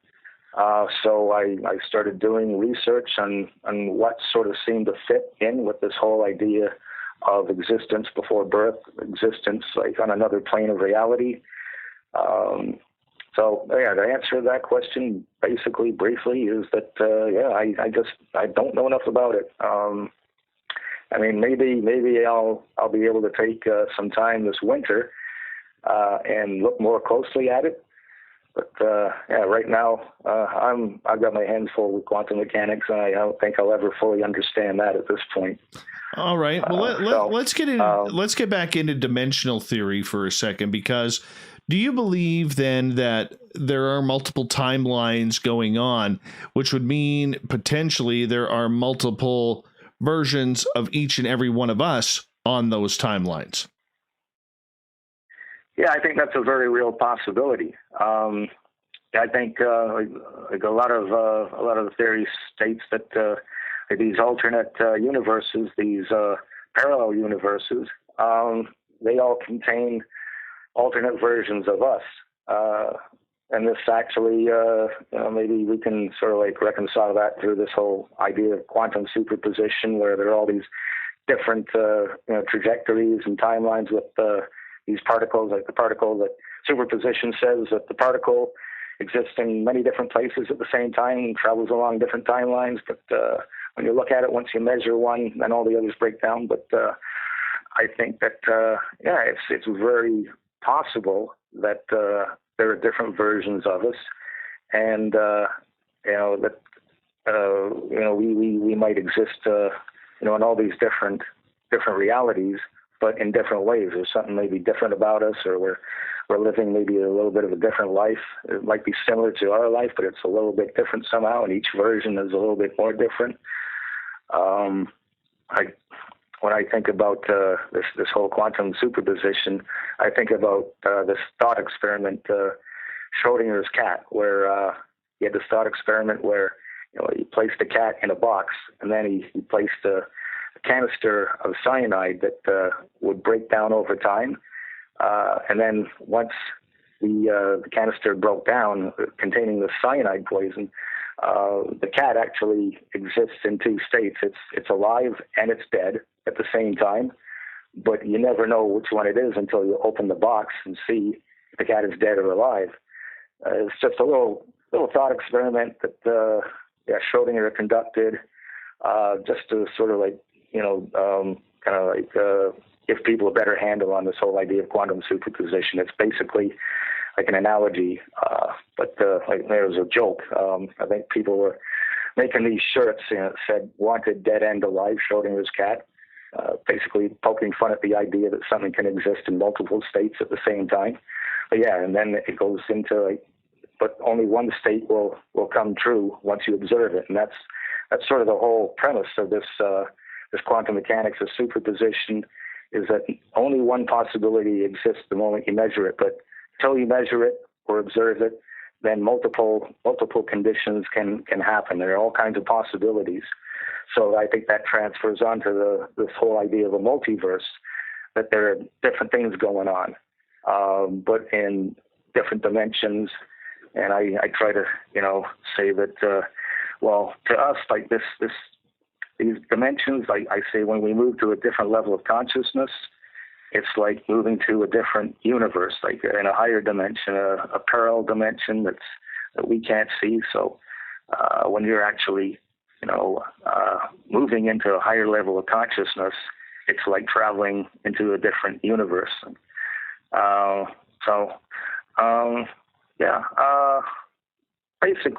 Basically that. So. All right. Well, we got a bunch of questions from our audience starting to line up here. Let's start digging into them here. Fitness Girl is asking, do you believe there are any dimensions that are off limits to humans? Well, that's interesting because I think once you go into those dimensions, you're not quite human anymore. I think I equate these other dimensions with the levels of consciousness. So when you go into these, I think as long as you're, evolved enough spiritually or consciously, I think that you can go into whatever dimension you want. You just need to sort of reach beyond, our current understanding. I don't think you can move into a higher dimension as long as you're human. And I've heard some physicists say that if we existed in the next dimension, the fifth dimension, we'd be dead automatically, because our physical three-dimensional body would move to fill up that extra dimension. And once you do that, your body breaks down and you die. So And it's like falling into a black hole. You're getting crushed. It just can't exist in that sort of format. So as far as off limit to humans, I think we're stuck. As long as we're human and we're living in a physical three-dimensional existence, I don't think it's possible to really move into a higher dimension. I think we have to do that in a different form. I think the body needs to, go its way, and our consciousness is what's left to maybe move into those dimensions. And like I say, I'm not too sure if these dimensions, if they are actual, physical dimensions, or if they're, actually a different level of consciousness. I mean, according to physicists, these higher dimensions do exist, or that it's possible they exist. But I mean, there's no way to really prove that they exist. I mean, we can speculate, we can think about it. I think mathematically, it's been shown that there are up to maybe 12 dimensions now that they're saying. But how do we access this from where we are right now? How do we access these higher dimensions? We can't really access them, as far as I'm concerned. It's like a two-dimensional being. Like you can't, if you were a two-dimensional being, you could never access three dimensions because you're stuck in two dimensions. So you'd never be able to see the third dimension. Now, I think it's very much the same with extra dimensions. Like we can't really move into them. So I guess physically they are off limit to human beings, because as long as we're in human form, you cannot exist. You cannot survive in a higher dimension. I think if you were a being from the fifth dimension, you could come in to the third dimension, our world. I think this is what probably happens with these ultra-terrestrial beings. Like I referred to John Keel in his book Mothman Prophecies earlier. I think that this Mothman, the way eyewitnesses describe Mothman, it's something that's not even humanoid, because it doesn't resemble our being at all. Like there's no head. A humanoid will have arm-like appendages, leg-like appendages, the head and the body. But Mothman, it sounds like something crazy. It sounds like it's something that's just the eyes are set within the chest. There's no head. It has wings, and then some kind of leg, from what the witnesses have described. So maybe this is actually something coming from a higher dimension into our dimension. It makes no sense to us. And maybe this is the form that it takes when it comes into our dimension. It's been said, this author, John Keel, said that, this Mothman communicated with him telepathically while he was investigating all these sightings in Point Pleasant back in 60, 66, 67. And he was saying that was telepathically communicating with him and forecasting all these disasters, which I guess came true. So how do you know that a disaster is going to happen if it hasn't actually happened yet?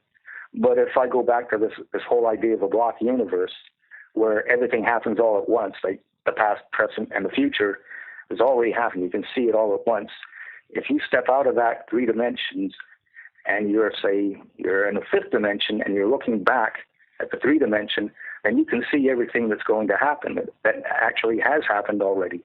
And in the book, I talk about clairvoyance, precognition, and I'm not too sure how much of ESP is real and how much is just sort of like fanciful thoughts that are true. Like I might take telekinesis. I'm not too sure I've seen any proof of telekinesis, but I think that there are some things that are real, like telepathy and precognition. As an example, right. I was out to dinner with my fiance at the time. We were coming back from dinner to the house, and I remember it was a starry night. I remember looking up because there was a jet airliner flying over the house, and the moment I looked at it, I had this feeling that there was going to be this terrible plane crash, and I knew my mother was flying out from the West Coast the next day. So I thought to myself, am I having like a flash of precognition where, like her plane is going to crash? Like I was really kind of concerned about that. So I wanted to make sure as soon as I got up the next morning that her plane landed safely and all this. She came over to the house. We were talking about some things, and then we got a phone call from my fiance's father. And he said, have you seen what's going on? And she said, well, what do you mean? He said, you better turn on the TV and see what's going on. So we turned on the TV, and of course, every station had the same thing. It was 9/11. I guess the plane, one of the airliners had crashed into one of the towers. And as we were watching this, they reported a second plane coming, and it crashed into the other tower, like the World Trade Center, like as we all know. And I thought, well, maybe this is what I was like sensing. And how do you sense that? Sometimes because, I say, you're looking at the future, you're forecasting the future. And I say in the book, well, maybe it's not the future at all. Maybe this is something that has already happened. And if you take that example of moving into a higher dimension and looking back at the block universe, you can see everything that's going to happen. That's why maybe the Mothman, he was able to forecast these. I say he. I don't know if it was a man or woman. Like maybe, but anyway, like he was forecasting these disastrous events.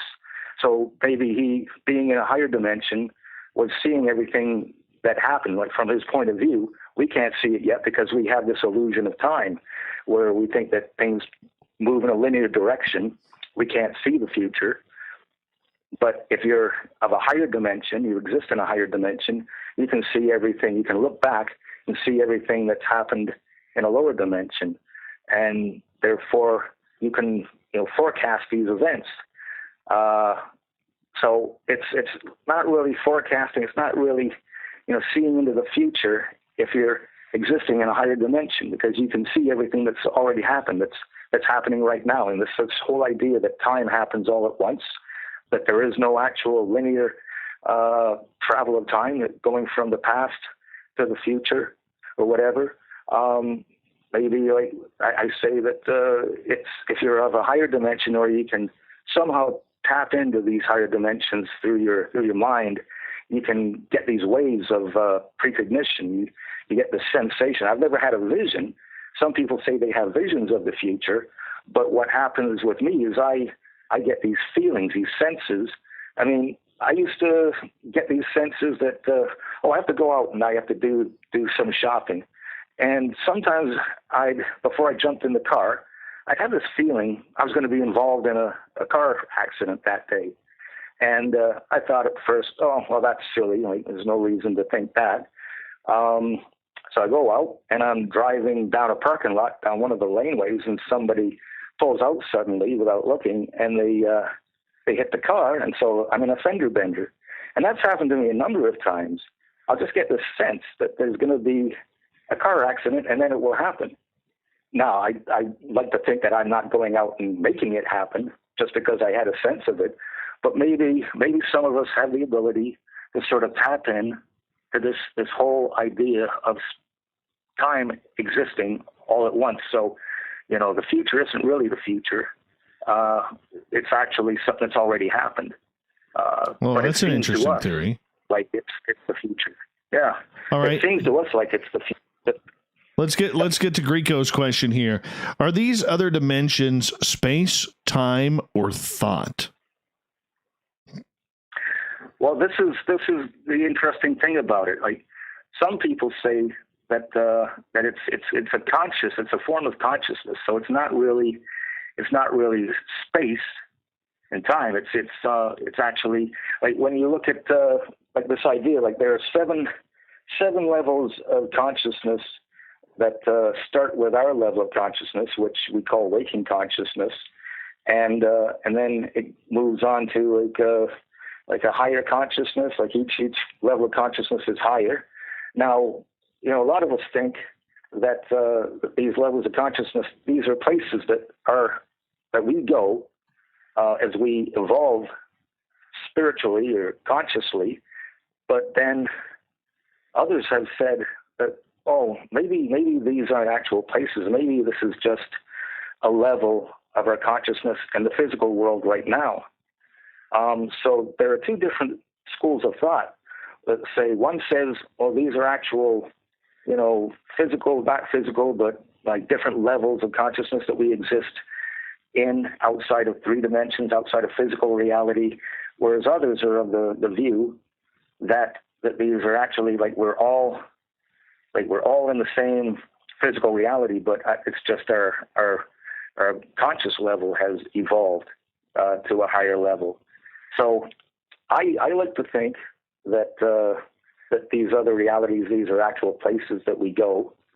I don't like to think that we're stuck all the time in a physical reality. I like to think that we're going to go into a higher dimension, a higher, physical or a higher conscious plane. That's what I choose to believe, and I think from my point of view, that's probably more accurate because I know I had that memory of existing somewhere else outside of physical reality before I was born.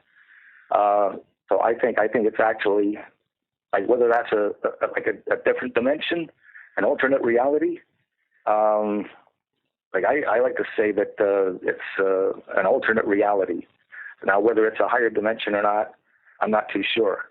But like an alternate reality to me, like I don't know. If you take dreaming, like I really believe that dreaming, when we dream, we're actually moving consciously into a different reality. Now, some of us have what we call lucid dreams. Now, I have a lot of those usually. And lucid dreams, for anyone that doesn't know quite what that is, you're aware that you're dreaming. You know that you're in a dream. For a lot of dreams most people have, it seems like that's real life to them. And it's only when you wake up you realize, oh, that was just a dream. That's not something that really happened to me. But I think that we're actually going into a different reality. And when you see yourself in a lucid dream, I take the time, I move around and I look at the fabric of that dream world, and it's astounding how very vivid that is. And often, even though I know I'm dreaming, that reality seems more real than waking reality at times. Like I'll look at it and I think this is why, consciousness transforms. And when it transforms in a different reality, it transforms because that is the reality at that time. Like waking reality, that seems like real. By the time you've woken up, it seems like waking reality is real and that the dream world was false. But if you have a lucid dream and you're dreaming, if you take the time, you look around, like that reality is just as real as physical reality. And that's because our consciousness is transformed to that reality, so it makes it real. And like I say, I have often felt that the reality in the dream world, when you're dreaming, it sometimes seems even more real, more vivid than waking reality. By the time you wake up, it seems like, oh no, that wasn't real after all. Now this is real because our mind is transformed again. Our consciousness is transformed to fit into this reality. It's like, so when you go into an alternate reality, like say we die, we go into an alternate reality or another dimension, our consciousness transforms again so that's real. Now that's real. So, that's, why I say transformation, because, our consciousness, it really does transform depending on the state that our consciousness is in and the reality. Hopefully that answers the question. Well, and great timing as well, as we are about to step out for break here at the top of the hour. A Blayney is our guest tonight on Spaced Out Radio. We will continue after the break with a bunch more of your questions because I know they're lined up. Then at the bottom of hour number 3, we're going to join up in Vancouver, go right across Canada for some weird, strange stories, along with the SOR Newswire, abbreviated, of course, and the Thought of the Dave as well. Spaced Out Radio continues with hour number 3 coming up right after this. All right, my friend, we're just going to run my dogs out one more time. I'll be right back, okay? Okay.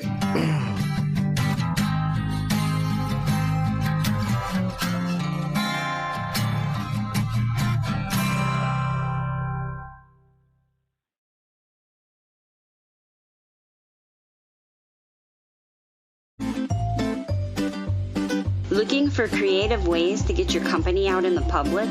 How about advertising on Spaced Out Radio? Our sales department is waiting to hear from you, and we can work around any budget. From commercial spots to banners to special promotions, there are many opportunities to get your name and product out to our SOR listeners. For a price guide and more information, please contact us at sales@spacedoutradio.com. Hello, everyone.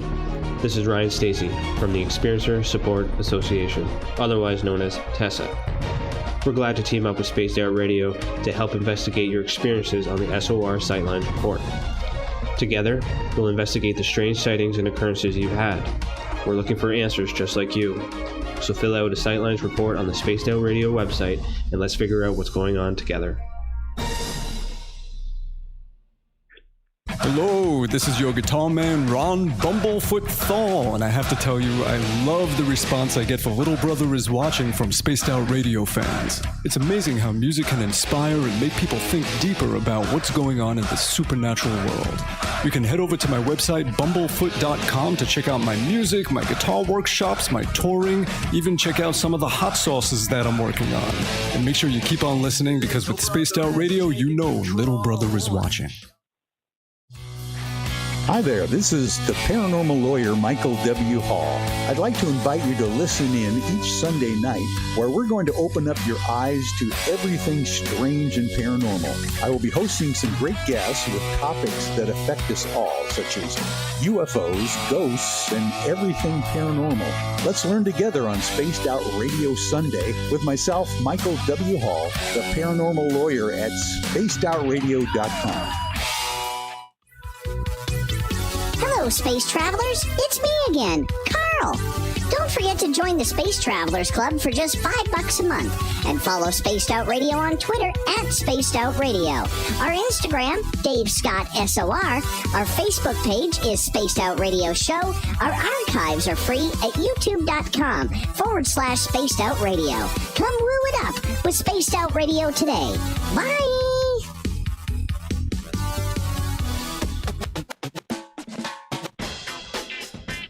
The SOR Vault is open for business, and do we have some cool swag for you to pick up?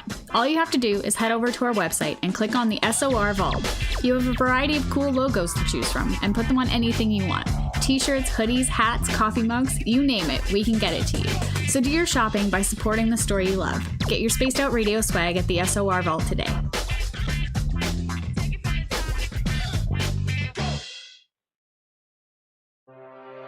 We are scouring the world for the most intriguing stories of your day. Take the time to read up on the SOR Newswire, where our team, led by Captain Shirk, will deliver to you some of the best paranormal and supernatural news, along with some stories that will blow your mind from the weird to the wacky. It's the news outside the news that piques interest, and that's what we're looking to deliver to you. The SOR Newswire, only at spacedoutradio.com. For the price of 1 cup of coffee a month, you can become an SOR Space Traveler. The Space Travelers Club is a place where you can interact with other listeners, either live during the show or on our great forum. We want your stories, pictures, comments, and ideas. You'll get live video streams, exclusive content, thank you, and Brutus, be a part for of our the super newsletter. chat. I really Stay in touch appreciate with that, everything man. SOR. The Space Travelers Club is just $5 a month at spacedoutradio.com. All right, we've got about 2.5 minutes, my friend. 2.5 minutes.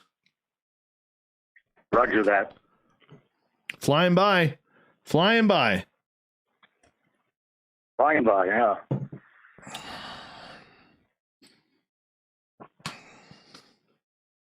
Going faster than what you thought, eh? Yeah, actually, the first half hour or so felt a little rough. But yeah, now it seems like the second half is going by much quicker. Oh, that's what we do around here. All about nerves and getting over them and all that kind of good stuff. We're all good, man. We're all good. Well, I hope that, it's been some help to some of your listeners. Try to answer those questions. Oh, for sure. Some of them they're stumpers. Some of them are stumpers. Oh, yeah. Oh, yeah. We got a pretty smart audience here, man. Pretty smart audience. Yeah. Well, that's good. That's good. And some of those questions get me thinking, too.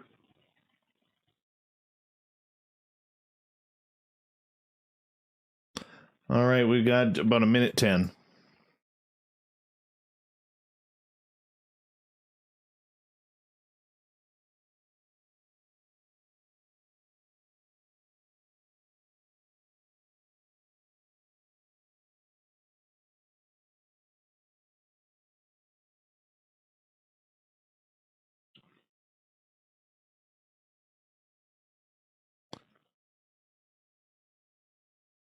The bugs are holding off, which is good.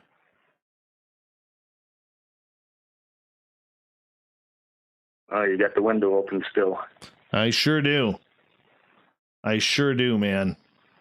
I'm a rebel that way. Hey, RPG, welcome back.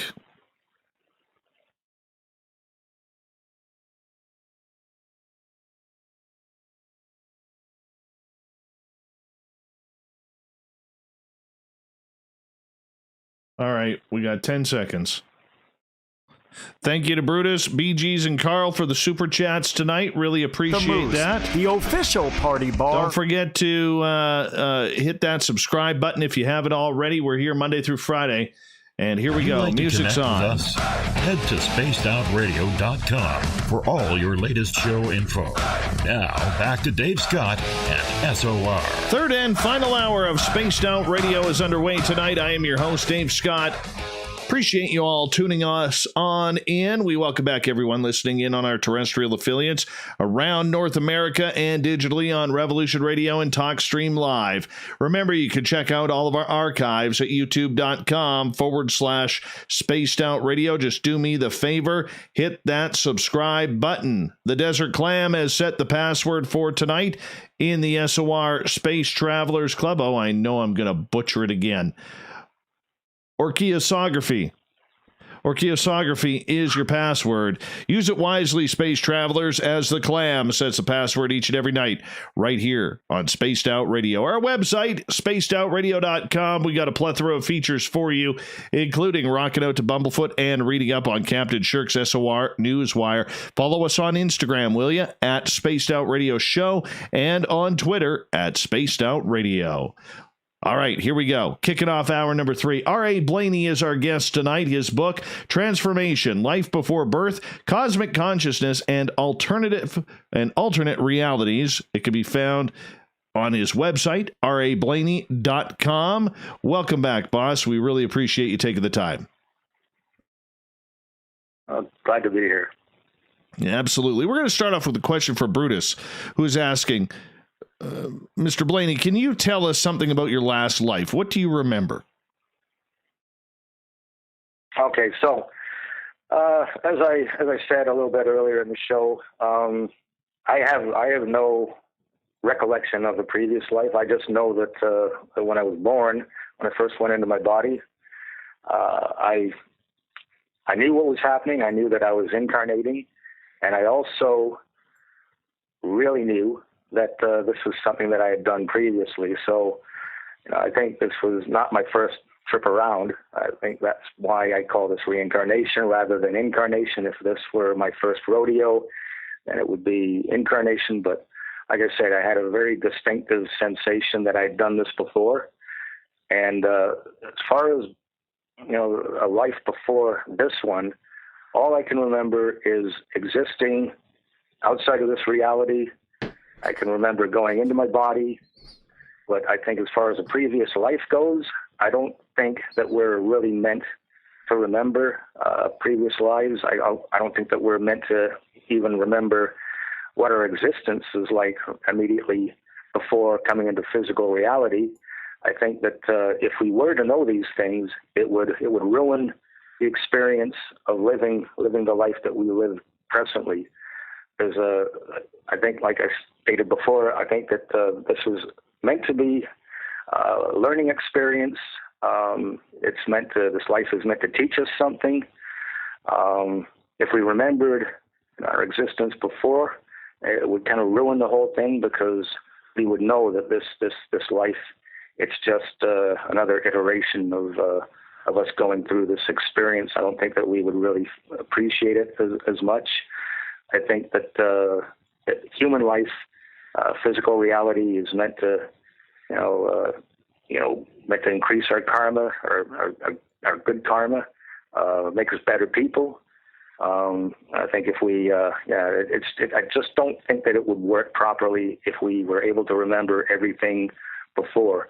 And like there are these beliefs in Eastern philosophy that says that before you're even born, you choose the life that you live, and you already know how that life is going to go. But like you can see it all. It's almost like the block universe theory that I was talking about earlier. You can see it all, and you know what's going to happen.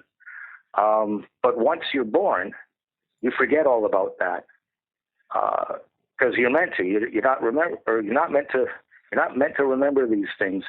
But the thing about this is, like, we talk about free will a lot. Like we say, oh, we go through life and we have free will. We can make our own decisions, our own choices. But if the block universe theory is true, and this philosophy that you see your whole life before you're born, and you know what's going to happen, if these things are true, then what that means is really what we think is free will doesn't really exist, because our destiny's already been mapped out, and that what we think is a choice that we're making in life is actually something that's already happened. It's not really a choice. It's just the way that our life goes. It's the way that our path is set for us. It's the path that we walk. So all these things have already happened. So it's in a way it's interesting. It's nice to know that we can choose the life that we live. And actually it's sort of strange, because it makes you think, why do some people choose a life where they're suffering? They're in a squalid sort of existence, maybe in a third world country. Maybe they're being persecuted. A lot of these countries have secret police, and a lot of these people get picked up, tortured to death. And you think to yourself, well, why would anybody choose that life? And I've always kind of thought, well, wouldn't everybody want the life where you're rich, you're living in a good country, you get nothing but good things, and along the way, good things happen to you. You're good to people. They're good to you. Wouldn't everybody want that life? But then it goes back to this whole idea that life is meant to be an experience. It's meant to cultivate your karma and make your karma better. So maybe when these people choose a life of suffering, maybe it's because that actually boosts their karma just as much, if not even more. Even though it's a terrible life they've chosen. I guess if you exist as pure consciousness before you go into physical reality, physical reality might seem like, well, it's not a big deal. It's only seems like a big deal once we're actually living it. So hopefully that answers that question. All right, let's move on here, because I know we got a few more here. Drone is asking, are we guided in a way towards the life we chose beforehand? You kind of just touched on that, but because I'll be honest with you, this is one of the things that upsets me about this whole theorization. All right, because I can't see, and maybe I'm looking at this way too humanely, but I can't see anybody wanting to be born into slavery. I can't see anybody wanting to be born and say, hey, I'm picking cancer when I'm 2 years old. I can't see any child or any spirit saying, you know what, spina bifida looks pretty good to come out of the womb with, and or any type of handicap or mental retardation or anything like that. I can't see that happening. So this is where I have a real difficulty in believing on a personal level this theory that so many have, that we choose our path before we even get here. Yeah, and that's a very good point. And I've talked to people over the years about this sort of thing, and I know it seems insane that anybody would choose a life of slavery or of torment and suffering. But when we exist in a different form before we come into this world, I think that we see things differently. I think that because I remember when I was born, I was thinking to myself, I've done this before. I was thinking to myself, I won't have to be here that long, though. I mean, I've been here for quite a number of decades now, but at the time, I just thought to myself, I won't have to be here that long. I think that's because we look at physical reality differently. I think when we exist in another reality as consciousness before we're born, I think that we like time, this whole idea of time again. Like it's not a long thing. It only seems like we're here for a long time after we're living for a while. And of course, if you have a crappy life, it seems like that time is going by much more slowly too. Most people would want that to end. But I think we just have to look at that differently. We have to look at physical reality differently because we're looking at it before we choose that life. If we do choose the life we lead, we're looking at it from a different perspective. It's only when we're actually here in physical life that perspective changes. And it seems like, why am I here? Why am I suffering? Like, what went wrong that I have to suffer? I have to, be tortured or, thrown into slavery. Like, why do all these things happen? But when we're like on the other side, looking at this life, it doesn't seem like a big deal. Because when we exist as consciousness, pure consciousness, we view things differently. Like, it's a different perspective. So, it's the way we have to look at things. Like why does a baby have to die like shortly after it's born? Like who would choose to come into this world and like die as like a baby that's been born with some disease that can't be cured, and then I don't know, weeks later it dies, and the parents are left suffering, and I think to myself, well, that's exactly perhaps, it. Yeah, but perhaps you choose that life, not just to like for your own karma, but I think sometimes it's to teach maybe the parents or other people something, even though it seems like a terrible tragedy. I think that like we have to go through experiences, even if like they're bad. I mean, life isn't just about going through the good experiences. It's also about going through the bad experiences. And I think sometimes that your karmic credits build up more fast if you're going through a period of suffering rather than just living in sheer delight. I get that. But for me, I can tell you right now, I would take 0 karmic credits, okay, if it meant that I had to cause my parents pain, or I came back a heroin addict, or I came back, if I signed on to come into a life of an abusive relationship where my parents, beat the tar out of me. Like, I'm just not seeing that whatsoever. Or being persecuted for my color or my sexuality or whatever it is. I just don't see that playing out. And that is probably in, and I hate to sound like a jerk about it, but this is the part of this whole thing that just really, really irks me. But, we're going to move on here. Carl is asking, what do you think of past life regression then? Well, that's interesting. I know there have been a lot of books written about regression, like hypnosis therapy, like for people to recall their past lives.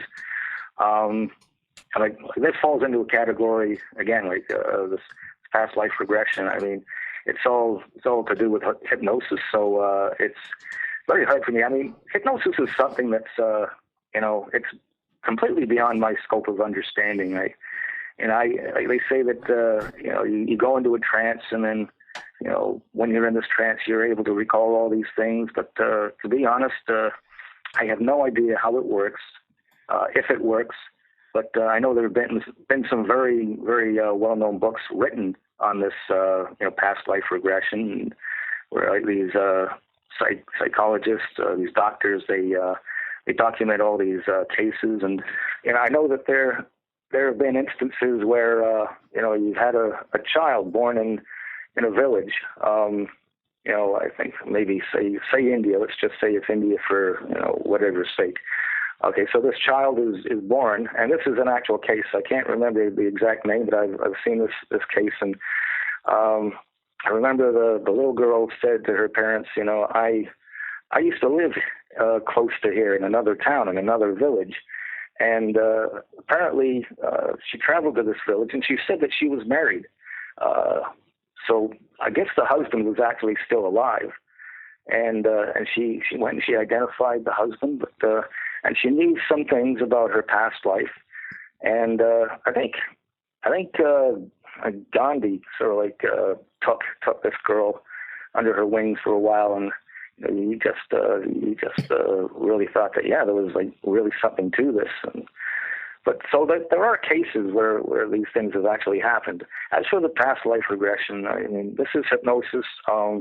It still boggles me that like you can say some words, you can tell someone that they're going into a trance, and that person will actually go into a trance. It's a field of study that I don't really have a lot of knowledge on, so I can't really testify to it that much. But I mean, it's certainly interesting. Like I say, there have been a lot of documented cases of these past lives. I've never gone through one of these regressions personally. I'm not too sure if I want to, but I guess that's the way I stand on it. All right, let's move on to Vivian's question.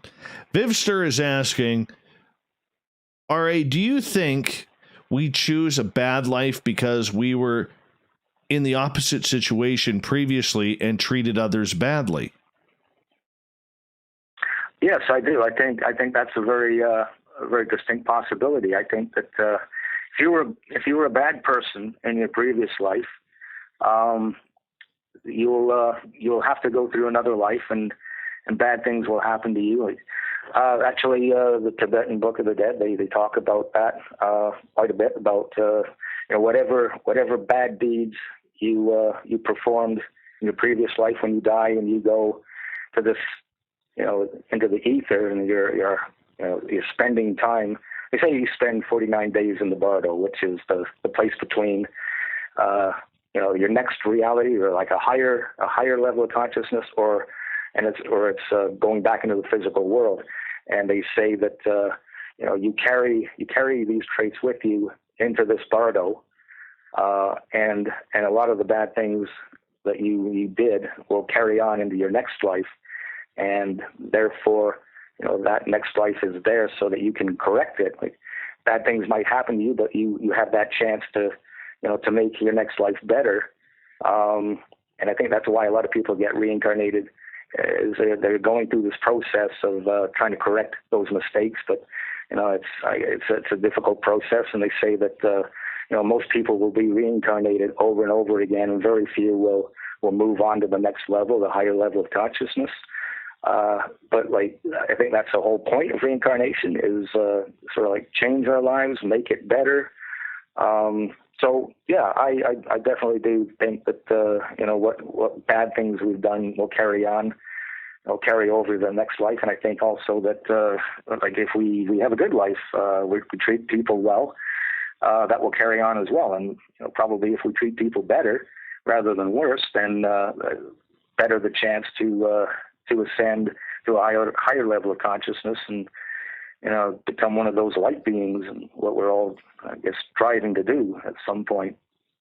All right, Corrins is asking, what if you are a good person who is basically good, but has made mistakes and done what you think are bad things? What happens then? Well, I think that a lot of this depends.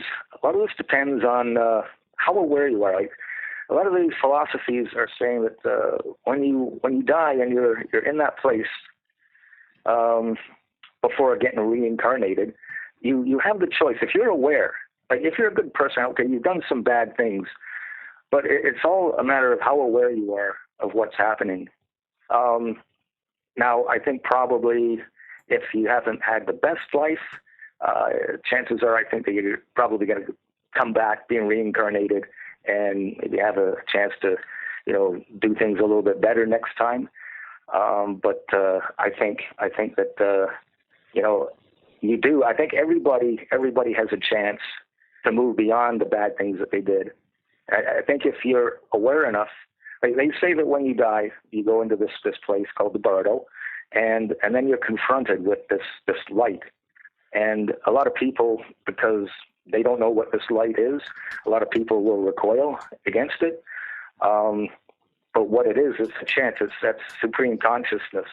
And what it is, if you recognize it, they say if you recognize it, you can go into like a higher level of existence right away and avoid being reincarnated. But the philosophy is that most people don't recognize this light. They're afraid of it. They don't know that it's something good. They feel it's something bad. So I think most people will, even if they lived a good life and did some bad things, they probably won't be reincarnated. But I think that everybody has a chance to move on if they recognize this clear light.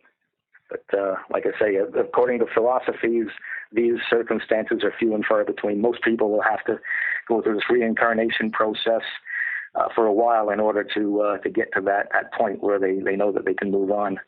Okay, so if we keep failing these tests, do we keep coming back here, or does our spirit, soul, whatever you want to call it, just fade into non-existence? I don't think that anybody's soul or consciousness fades into non-existence. I don't believe it's possible to not exist. But there are these, like the Tibetan Buddhists and the Hindu philosophies too, say that there are 7 worlds above our own, actually including our own. But in addition to those 7 worlds, there are also 7 worlds below. So if you're a really bad person, you might actually go to one of these lower worlds, where you're reincarnated as, it's just like one of these worlds is purely an animal world. So you go into that world and you become an animal. One of these other worlds is described as a hell world, where you go into that world and it's like a lot of misery from what I understand. And there are like 7 other worlds below our world. So there are possibilities that you can go, and then you have to start all over again. So you go into these lower worlds if you're really bad, and then you have to start all over again and start climbing the ladder back up. And basically, the philosophy says that our world, our physical world, actually is the best world to be, because it gives your karma a greater chance to elevate. Rather than like the lower worlds, no, forget about it. Like you got a lot of work to do to climb out of them if you end up there. And then, but they say one of the worlds above us is actually described as a heaven world. But the Buddhists, and the Hindus, they both say that this world, it's sort of like going to a resort. Nothing really happens there. You don't build your karma. You just kind of hang out there for a while, and then you come back into maybe one of the lower worlds. So, it's like there's a whole belief system, as far as what can happen.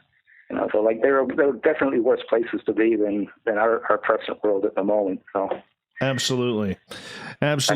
We only got about 30 seconds left. Do me a favor. Tell everybody where they can find your book. Well, it's on Amazon. I think Barnes & Noble carry some copies at some of their stores down in the U.S. But the best place to probably go is Amazon.com or Amazon.ca. That would be probably the best place. And actually, if you go to my website, there's a button you can click on it. It'll take you right to the Amazon place where the book is, and you can order it online. Well, I appreciate you coming on Spaced Out Radio tonight. It was an absolute pleasure to get to know you, and take care. Keep up the research, and we'll continue staying in touch. A Blayney, everybody, on Spaced Out Radio tonight. His website, rablayney.com. Coming up next, we're going to hook up with Vancouver, tell some weird stories going on across Canada. The SOR Newswire and the Thought of the Day continuing as well. We'll be back. Good job, R.A. Oh, thanks, Dave. We're going to give you a little clap here. Yeah, thanks. Okay. All right, buddy. Appreciate that. Okay, talk to you soon. Bye-bye.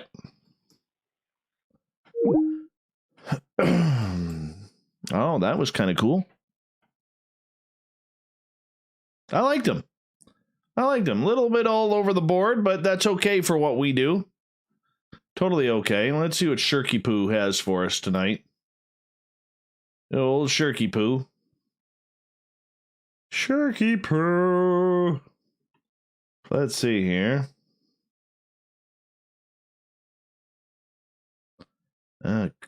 Goddamn, another Guinness record story. Oh, she just knows how to fire me up.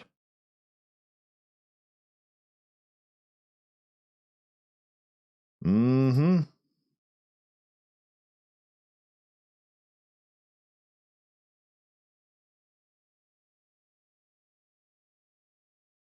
Shirky Poo.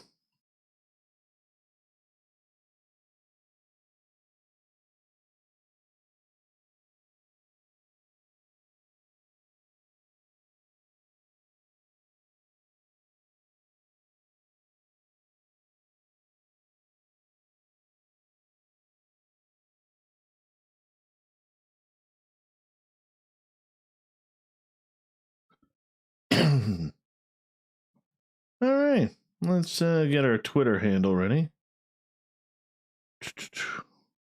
Greco, I apologize. I got your question on Twitter. I missed it, man. I'm sorry. Ran out of time.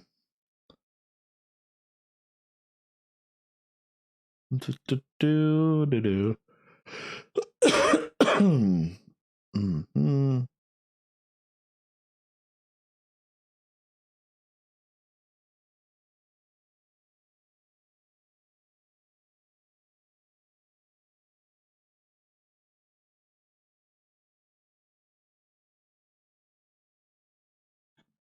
Oh, yes, we will hook up with Vancouver momentarily.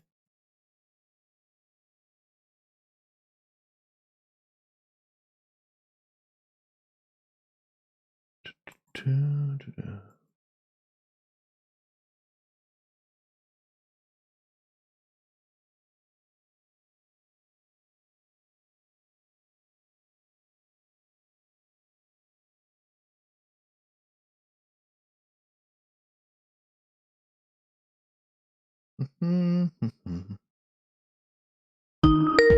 Vancouver. There's Vancouver. Hey, Mr. Dave Scott. How are you doing tonight? It's Matt from The Shift. Matt, what's going on? Is Eric hosting tonight? Yes, Mr. Eric Chapman is in the host chair tonight. All right. He's wearing Dockers, isn't he? He sounds like a guy who'd wear Dockers. Be honest. Oh, definitely. Yeah, definitely. Yeah, that's what I thought. Give a shout out to our YouTube listeners, man. They're all here packed in. Hey, everybody in Spaced Out Radio YouTube listener land. Yeah, it's going to be another fun-filled night. Lots of woo as usual. And yeah, it's going to be sweet. I got to get to this story here. Hold on. Because I forgot to load this up here. The big story is, if you can whisper in his ear, will be the Marco Rubio story and then the weird sounds from BC. You got it. Yeah, we've got all the info there. Perfect. All right, yeah. So we'll look to join up about 36:30, and we'll try and be out at the 52 if that all works for you. Sounds good, man. Sounds good. Excellent. All right, we'll chat with you soon, Dave. All right, man. All right. All right. Thank you. All right. Of care you want, or are you at the mercy of some government-funded facility? Your dignity should never be compromised. Reach out to tomorrowisok.ca or call 604-674-6990 for the home care coverage recommended by CARP. And when tomorrow comes, make sure you're somewhere you want to be. Home sweet home. People are putting time and energy and money into their homes. We're putting time and energy and money into our homes. And as a result, we're investing in ourselves. A lot of junk needs to disappear. Call 1-800-GOT-JUNK. We make junk disappear. Yes. All you have to do is point. You won't Just point. be saying That's all you need to do is home point. anymore. You'll be saying extremely, very sweet, big open spaces. Big open spaces. Junk-free home. Sparkling drinks. 1-800-GOT-JUNK. Or visit There we go. 1-800-GOT-JUNK.com. What's the worst sound in the world to a heavy-duty operator? I don't know. That. Downtime. That's why SO diesel efficient fuel is specially formulated to help keep your engine cleaner and reduce downtime with continued use over time. Cleaner engine, less downtime. SO diesel efficient fuel, available at Fuelex Energy, your local SO branded reseller. As compared to unadditive. All right, guys. Actual benefits will vary. We're going to kick things off. Thank you, Brutus, BG's, Carl, for the super chats. I really do appreciate that, everyone. Here we go with our side. We're going to kick things off. Good night, redheaded Lisa.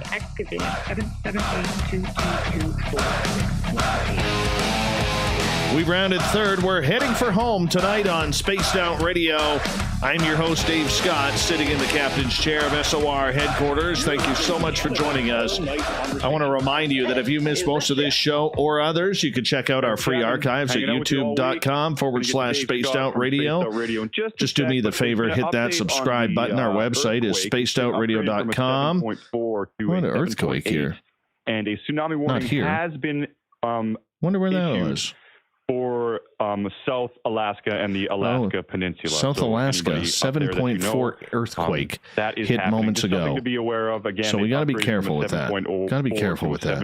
You never want the world to kind of shake like that. If you've never been in an earthquake, they're not fun. They are not fun at all. So it's not here. It's on the West Coast. So we're going to go get into the weirdness with Vancouver now. Let's do this. Hey, Dave. Hey, Eric. How's it going, man? It's going good, man. How are you? I was just, kind of repeating what you were saying about that earthquake in Alaska there. That's a big one. Oh, yeah. Yeah, and Bob had mentioned, too, recently within 20 minutes of that as well, there was a 4-point-something along this side of the crust as well. So, yeah, just something to be aware of. Not to freak out, but 7.8 is not small. No, that's not small at all. That's a good shaker, and hopefully there's no injuries and no tsunamis, man. Yeah, well, there is a warning out, but yeah, hopefully there is because, oh, man, I've only been through a very small earthquake once, so I haven't really experienced it, but it is like, it gets your attention quick. You remember a few years ago when Seattle got hit with that 6.9 quake? And, this is going back about 10 years ago. And I was actually driving into my radio station because I think I had to cover Lions practice, BC Lions practice or something like that. And that earthquake hit, and it was felt in Vancouver. And scary moment, man. I was literally just about to go onto the bridge, like within meters of going onto the bridge of the Port Mann Bridge, the old one, not the new one, right before that earthquake hit. Like, where else do you want to be than on the middle of a bridge, an old antiquated bridge, when you hear the person on the radio yelling, "We're having an earthquake"? Yeah. No, not a fun time. That's not fun. That freaks me out, Dave. Yeah. And I think of it too because I'm on the 21st floor downtown Vancouver, of course. And whenever I always in the back of my mind, I'm like, okay, I'm up here. If this happens, it happens. I don't know what I'm going to do. I'm just going to do whatever comes to me in the moment, I guess. You'll end up looking like one of those dancing dolls on a used car lot when that happens. Oh, the wacky flailing inflatable arm flailing tube man. Yeah. Yes. All right, Dave. I heard I was talking to you. I've talked to you once before, and I just enjoyed our conversation. Thank you. So I always look forward to this. So, let's get right into this screaming mimic humanoids that are terrifying people. Yeah, what's this story about, and what's a screaming mimic? Oh, you know what? I got to thank Lon Strickler from phantomsandmonsters.com because he sends me all of the stories that happen that get reported to him from across Canada. He's based out of Pennsylvania, and so when he sends me these stories, he's like, "Dave, here's a good one for you." So apparently, and we got to go through the story here, okay? So apparently, for sure. This is what happened. There was an unknown entity mimicking a teen mother and sister, and then it was seen roaming around their house just before it reacted to a boy's presence and screams. And then obviously this ghost got scared because it ran right into the basement. Who knew ghosts got scared of humans? So this is the Dave. I know.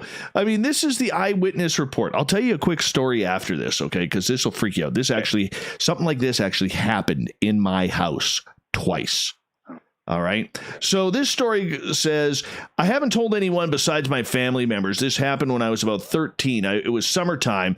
I was on vacation with my parents. We had hit the road and driven quite a ways to visit my older sister who lived across the country in British Columbia, about 20 kilometers outside of Victoria. After spending time together and sharing supper, we decided to call it the night. My parents slept in my sister's bedroom. She slept in the neighboring bedroom with her small son. It's important to note a few things at this point. My mother is a round, short woman with very delicate feminine features. She has round glasses that Night went to bed, and she went to bed with them on, and a blue nightgown. My sister, on the other hand, is very tall, athletically built, taking after my dad in regards to her facial features. She too has glasses. Anyways, around 4 a.m., it all dawned on this person who reported this that we had plans for the next day, so I should try and get some sleep. After tossing and turning for about an hour or so, I gave up and just laid on my back, staring at the stars visible from the nearby window. As a natural light flooded into the room, the sun was starting to rise. I flipped through some photo albums, and as I did this, not having slept, I got a little bored and lonely. So around 8 a.m., I heard a door slowly open. Someone came out into the hallway at my sister's house. The living room is sunken in a small stairway. Yeah, so you already know where this is going. I could tell it was a woman, but I wasn't sure if it was my mother or sister. This was strange because, like I said, they looked a lot alike, but they were so very distinguishable. I also felt this weird feeling because everyone in my family had seen these photos many times. I said, "Hey, Ma, what are you doing?" In a nervous yet warm voice. No response. Then it was like, "Hey, good morning," because I thought I was talking to my sister. "Well, what are you doing, your dear sibling, for breakfast?" No response. I knew it was definitely loud enough that they heard me for sure. That uneasy feeling in my stomach grew stronger, this person says. I had no idea why. Then I noticed something off. A knee-length blue and orange striped nightgown. Their height wasn't short, but it wasn't tall. It was average. They had a muscular build, but could not be called skinny either. The hair was the same color as both my mom and sis. Same as their skin tone. My heart skipped as I thought, who the hell is this? Maybe someone stayed overnight, but how could they have? I laid in the front, right by the front door all night. When they turned around and went to inspect another photograph on the wall near the staircase, their face made my heart sink. It was a hybrid of my mother and sister's most indiscernible features, with glasses that were round. It was like their twin. Oh my gosh.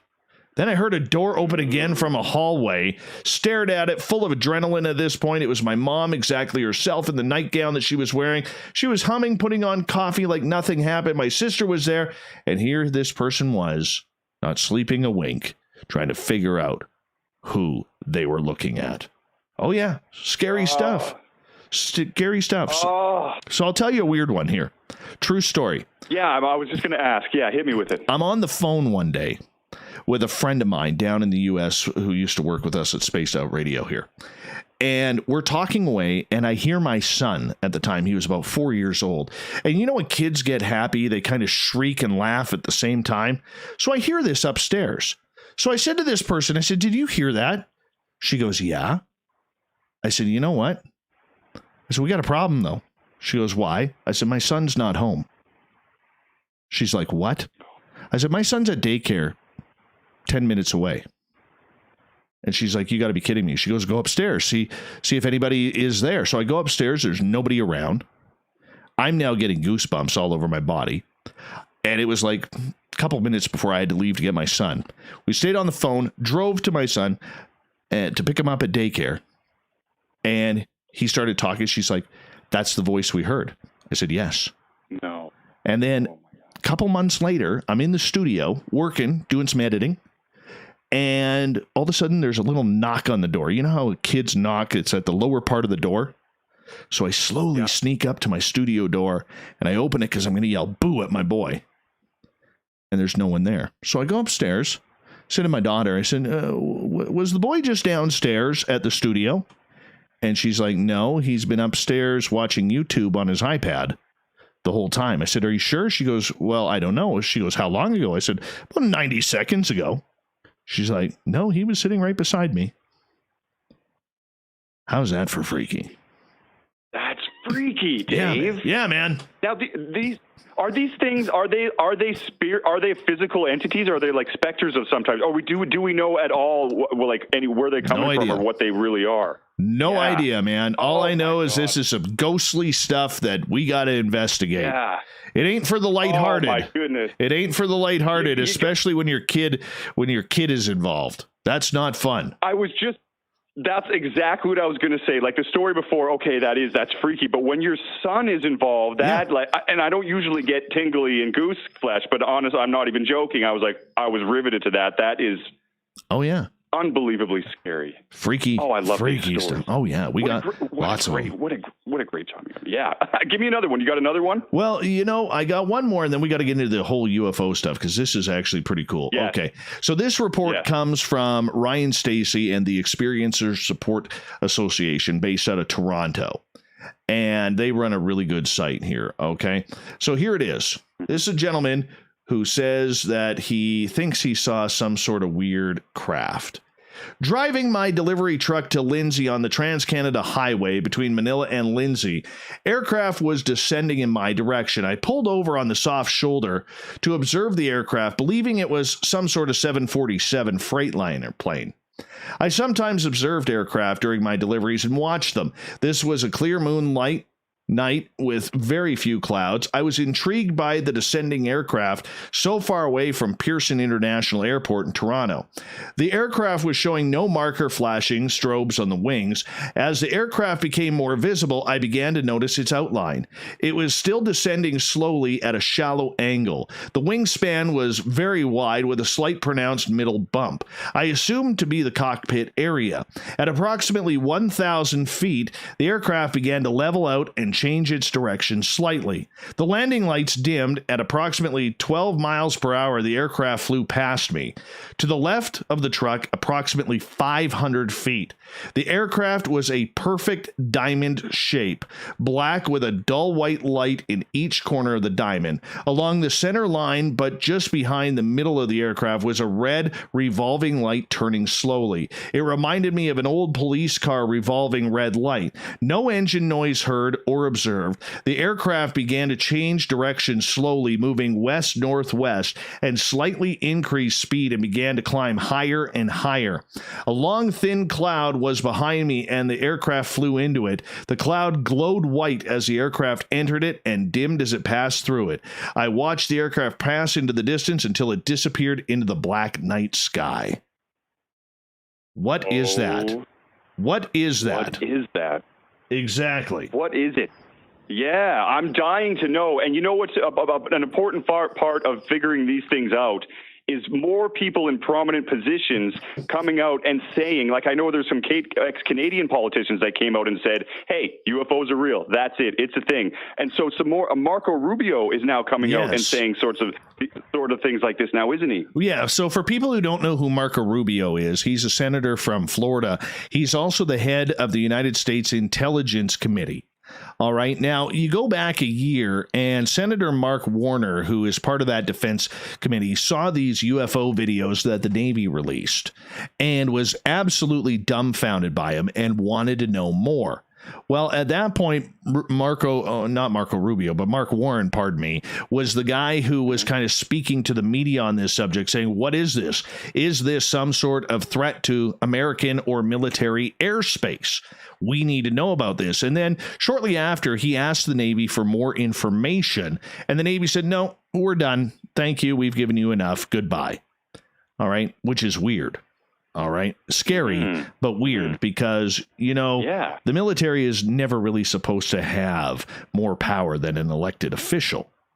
So, moving forward in our beautiful democracy around North America, Marco Rubio last week does this television interview where he starts taking questions from the reporter about unidentified aerial phenomena and why it is now on the budget to try and get taxpayer funding for the intelligence community to learn about UFOs. He comes out and he states that the UFO problem okay, needs to be addressed because we do not know what is in American airspace. So he says. He then goes on to say, look, this could be Russian, this could be Chinese, it could be from some other adversary on this planet who has taken their technology to a huge level. But then he makes a weird comment, Eric. He says, in a way, he is actually hoping that these craft that are being seen and around military outlets are actually of alien descent, because that way we know there will not be any threat from any adversarial country in this planet who may be an enemy of the United States. So now we have a major politician in the U.S. who holds a very prime seat in the intelligence community as part of an elected official, as leader of the Committee of the Intelligence, who is now trying to figure out if we have aliens or not. And if so, where are they coming from? And if not, who has this strange technology that is really starting to freak out the U.S. military? Well, isn't it kind of it's a roundabout admittances, because if you're going to look for it, then it's like, well, it's probably out there. And I understand the other countries involved, but it feels to me like it's like, hey, okay, yeah, this is it, and we're going to find out right away. Well, he wants to put millions upon millions of dollars of taxpayers' money into this to try and figure out. They keep using the word threat, okay?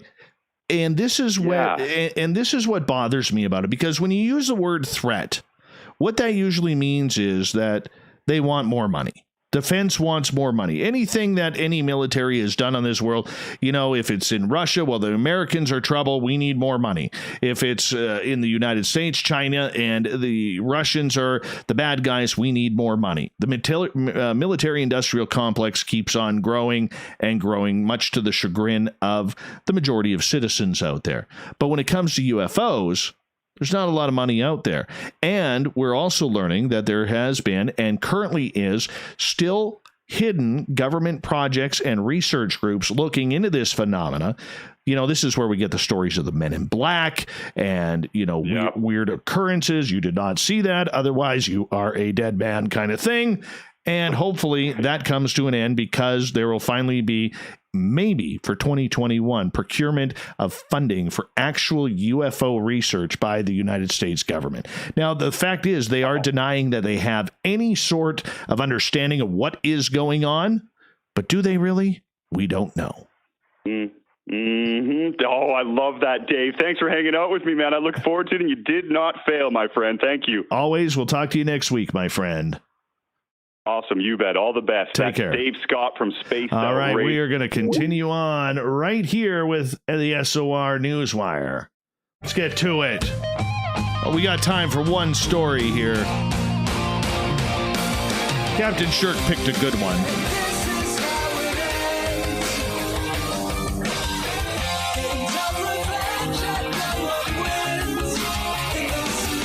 The news is always changing, which is why we bring you the SOR Newswire at the back end of every show, where we get to the weird, the wacky, the strange. And of course, Captain Shirk trying to get me mad again, because, like I said last night, I hate these Guinness Book of World Records.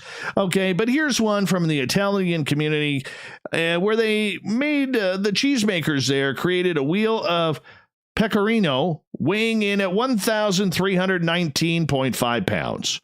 Yeah, the commune of Loculi on the island of Sardinia assembled the cheese on May 12, 2019, and the cheese was seasoned for 12 months before being officially examined by a Guinness adjudicator. The massive pecorino, I'm probably pronouncing that wrong, but was declared to be the largest cheese made from sheep's milk, beating a 1,178.8 pound block made in Ascoli Piceno in Italy's La Marche region in 2009. The cheese was made with traditional methods, and above and beyond the record, it was a chance to rediscover the local area's artisan skills and food culture. Anna Pizzalis, who designed the wooden wheel holding the record-breaking cheese, said, all right, well, glad that we got some serious cheese in there, because we need a Guinness record for cheese. Oh, gotta be kidding me.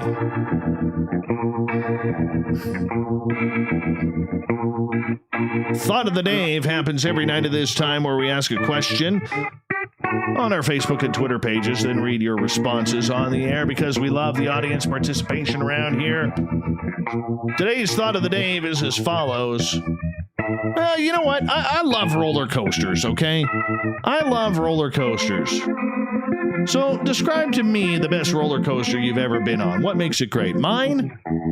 Six Flags, California. It used to be called the Viper. I don't know what it's called anymore. That was fantastic. Shoots you out at about 60 miles an hour. Oh, yeah, right into a loop. That's a good coaster. You got to go upside down a number of times for a good coaster for old Davey. Okay, let's get to it here. What did everybody else... You know, there's a lot of drama on Facebook, okay? There's a lot of people who didn't really understand this question. I'll show you right here. Davey, this life, the ups are amazing, the downs slightly less so. Thankfully, more ups than downs. Doesn't sound like a roller coaster to me. Aaron, when I was younger, my stepmom took me on the ride called the Zipper at the local fair. Oh, I love the Zipper. It was the scariest, most exhilarating ride ever. I haven't seen it since that time. I'm sure someone must have died on it, but it was one of the best. Oh, they still got the Zipper that rolls through town here when the carnival comes through. Dandy, down in South Africa, I think the greatest roller coaster one can be the one experience of duality. One must balance it like a pendulum. I think we missed the question there.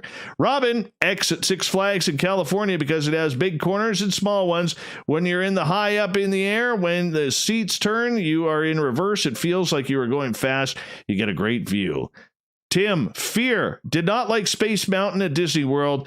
In the light of day, had enough, but in the dark, what a twisted mind came up with that one. Oh, I love Space Mountain. All right, we got time for one more. Jaretta, the old wooden roller coaster at Elledge Park in Denver, 1969. I was 6. Last car, my sister Jill. One small bar across our laps to hold us in. Slow start coming to the top. Bam, up, down, all around. The whole time I thought I was going to come out of that car, and I swear the car flew off the tracks a few times. My sister had to carry me off. I was so scared I had a bloody nose. Never been on another one. Nope, never again. That's a good coaster. Thank you to everybody participating in the Thought of the Dave. Thank you to Captain Shirk for another Guinness record. And, of course, Eric at Vancouver for hanging on out with us. And A Blayney for our guest tonight. We got Mr. Ron Bumblefoot Thal rocking in the background with Little Brother is Watching.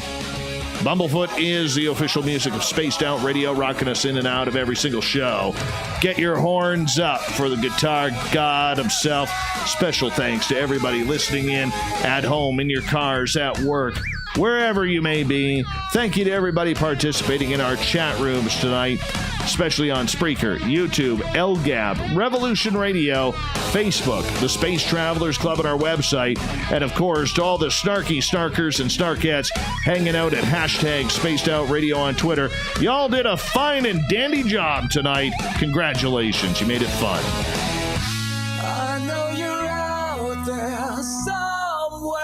Remember, this show is copyright by Spaced Out Radio and SOR Media Ventures Limited. Thank you so much for choosing to share your evening with us, because together, my friends, say it with me, we're watching. We own the night. Mr. Bumblefoot, we need a favor. We need you to take us home.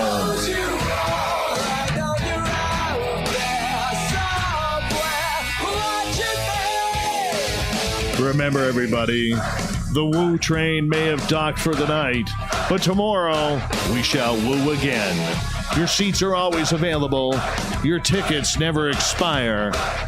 And if you want to bring a friend, there's room for them to woo it up with us as well. Good night. That's a good show, everybody. That's a good show. You guys did well. Good job. Good job, people. Good job. Fantastic job tonight. Absolutely fantastic. You guys are money. Absolute money tonight.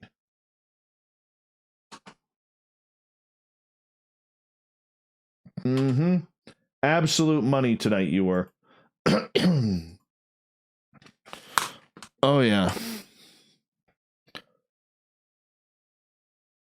Yeah, Roy. Absolutely. Take us home. Oh, hell yeah. God, I need that. Every night I look forward to that. That puts a smile on my face, man. Totally puts a smile on my face. Fuck yeah. I love that.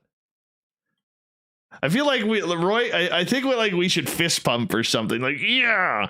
Yeah. You know what I'm saying, man? We totally have to. Totally have to. One of these days. All right. Let us oh,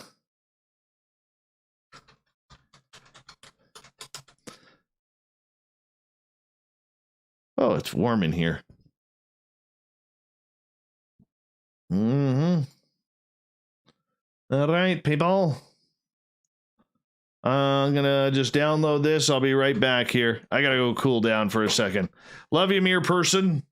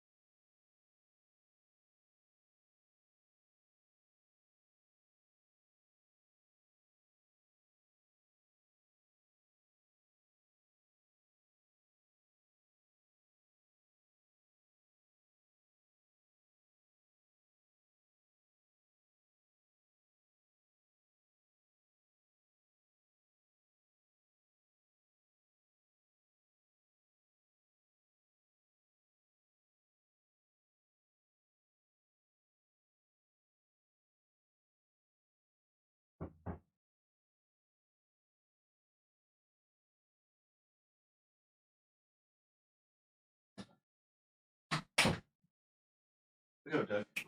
Out of there. You know you're not supposed to be in there. All right. Good. We got the show all downloaded.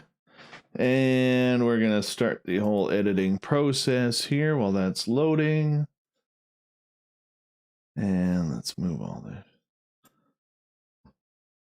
Where is there?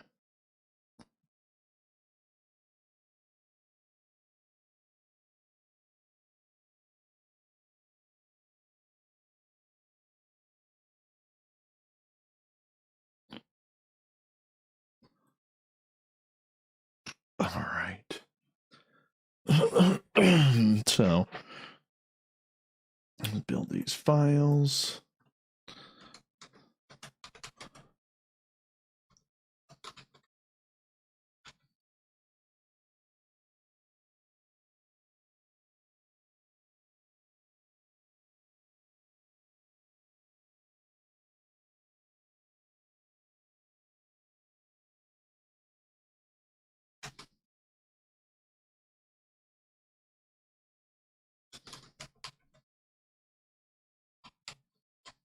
All right, got that done. Let's boost this up.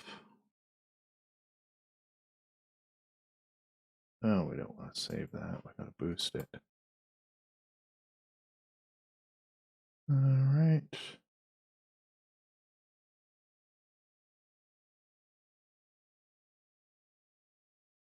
What am I doing? Amplify. There we go. Cancel. Amplify to 160.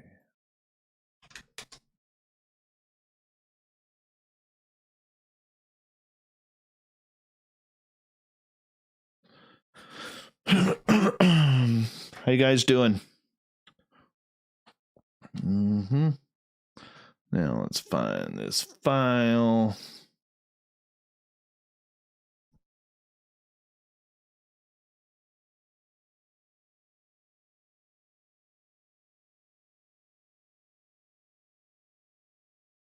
And of course I can't find it because I never, there it is. Passed right over it.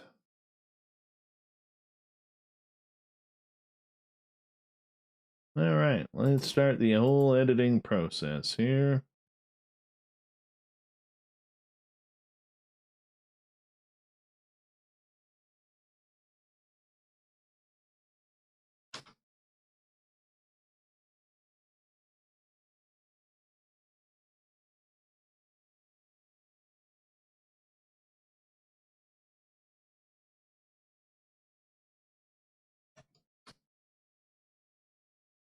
And now I got a big moth in my office. I hate moths. You have no idea how much I hate moths. Yep, absolutely hate moths.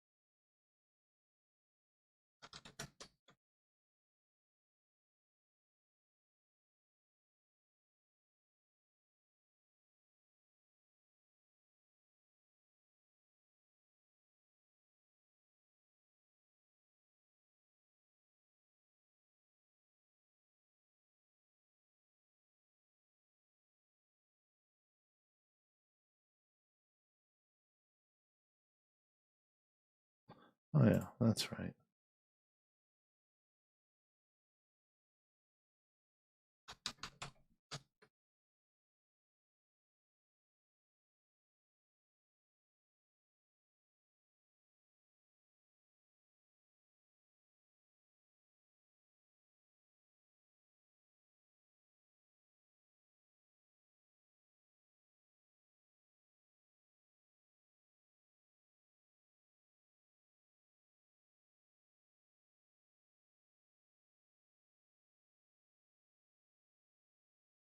Okay.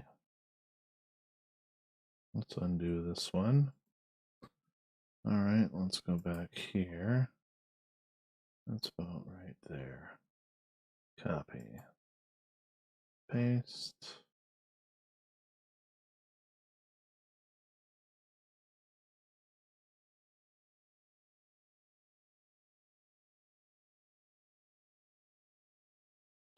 Why can't I find the edit here? Usually it looks very familiar. All right, we're going to have to play this. To elevate ourselves. So a lot.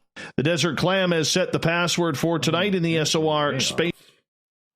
Way off.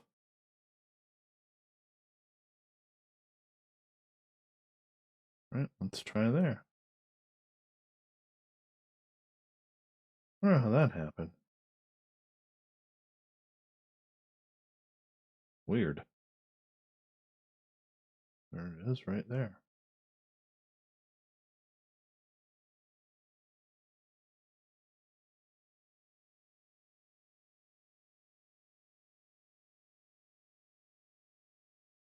There we go.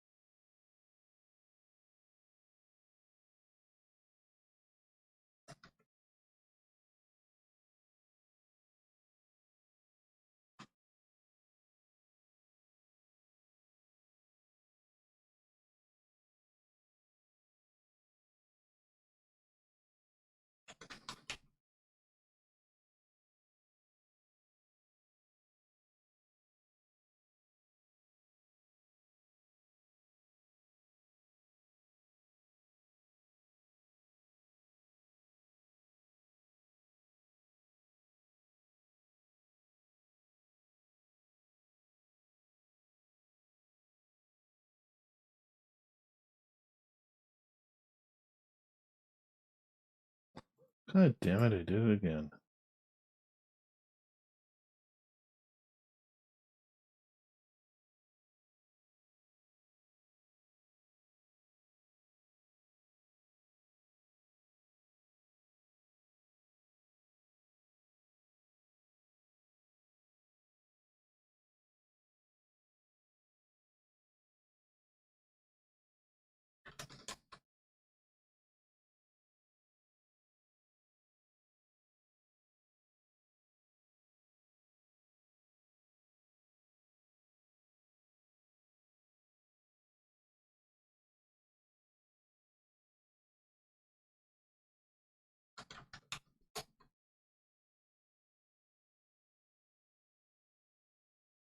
Hi, Moonstone.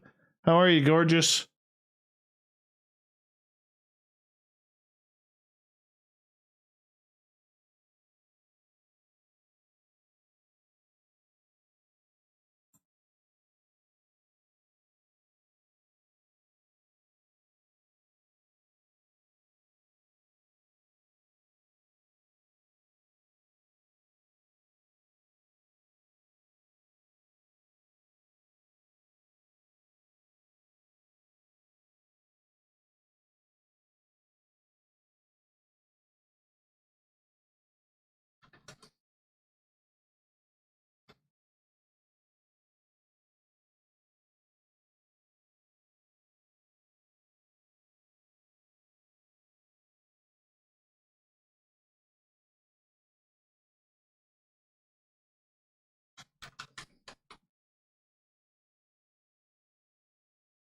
Hi, Kira.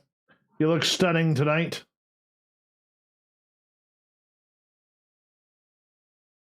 Spying on me.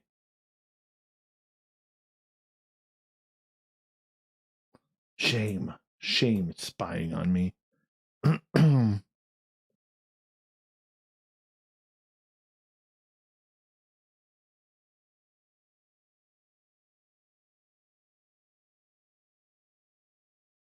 Beautiful. Beautiful.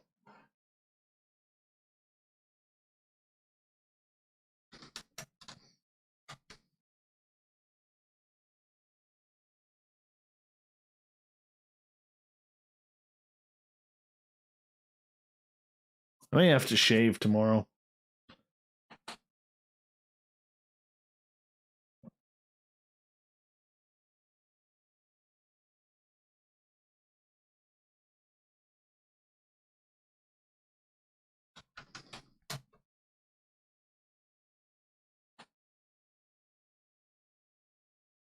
All right, we got all that edited.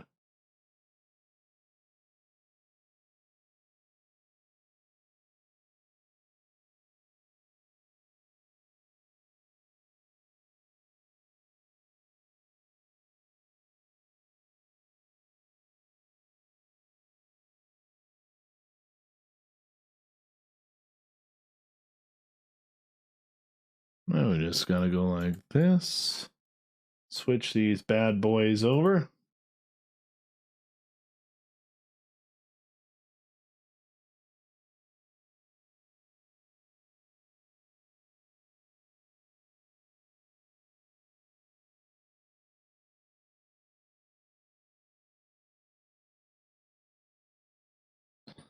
While we're doing that, we'll switch this over to Dropbox.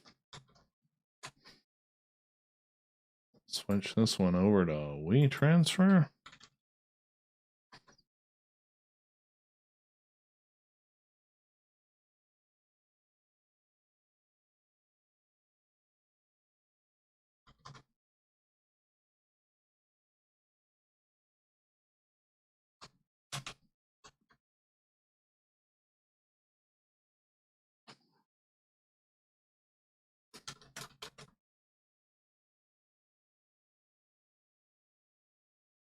Good stuff right there.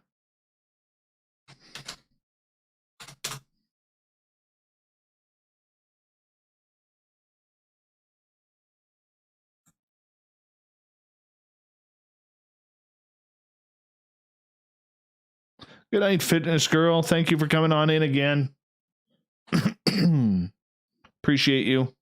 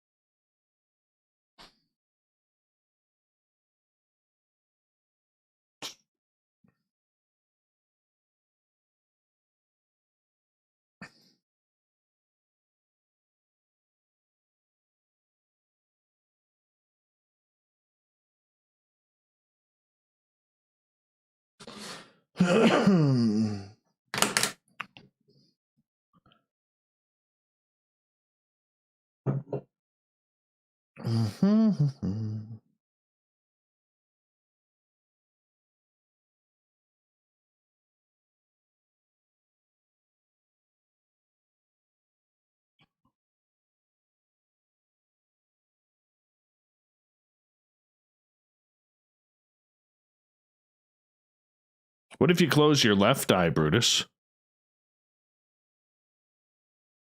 Devin, no, I have not been channeling recently. Been too tired, been concentrating on other stuff.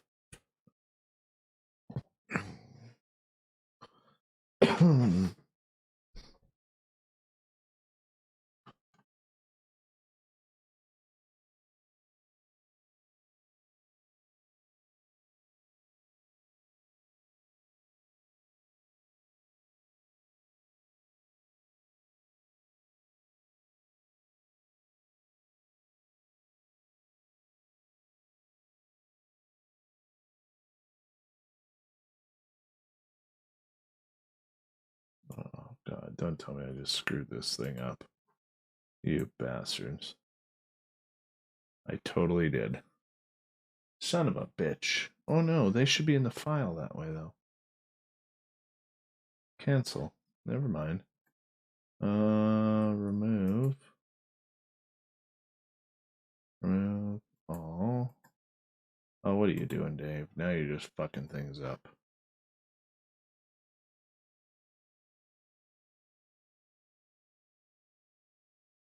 That would have already been done.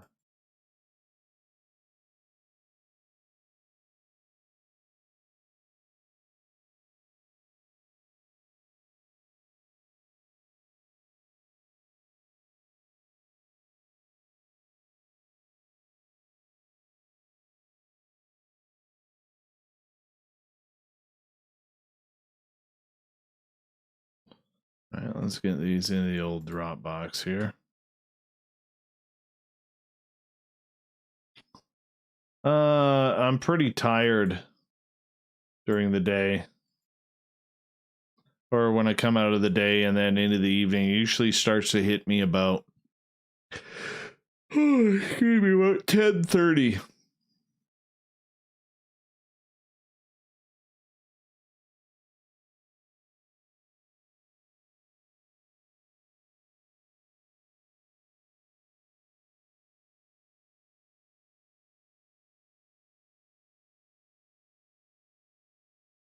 Night, Human Carl. Thank you for the super chat, buddy. I appreciate that.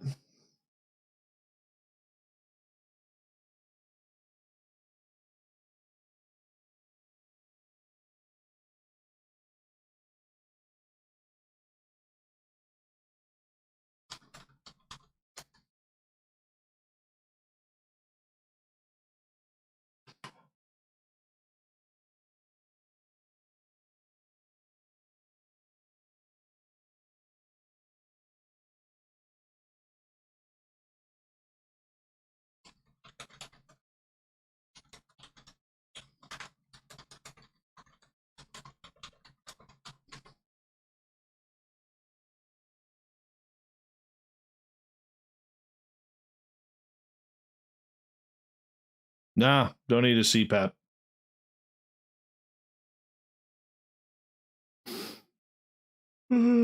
Just need sleep. But I'm taking a day off Thursday. At least that's the plan for right now. Nice, you got Oracle cards for your birthday. That is cool.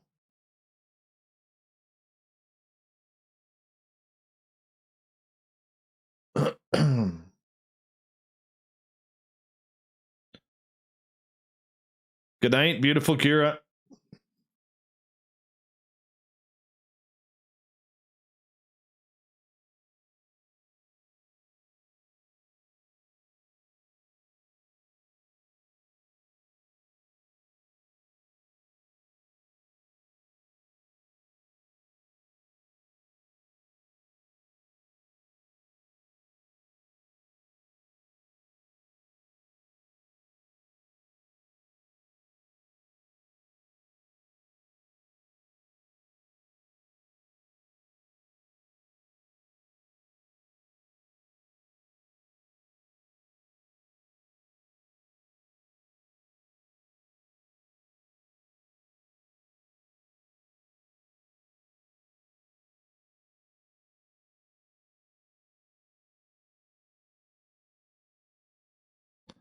Ever wonder why most people are afraid of dying but are happy to fall asleep?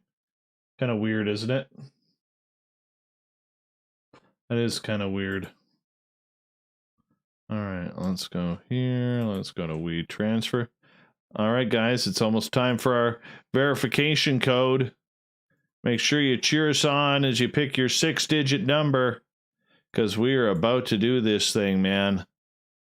Here we go.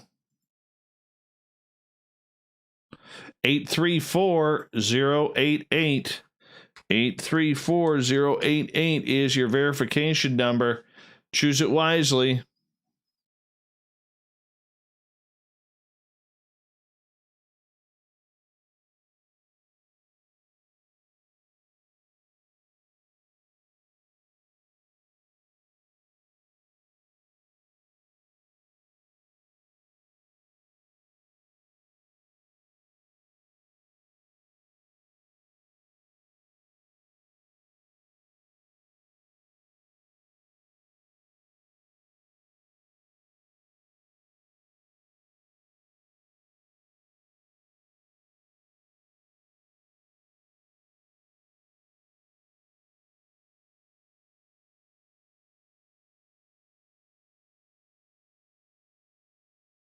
Good night, Eva.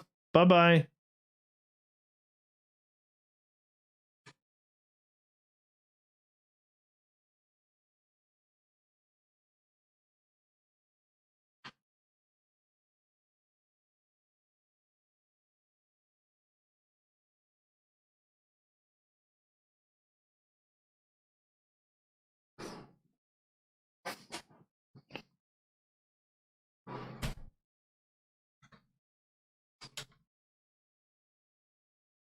Hey, PBR, I didn't know you were still here.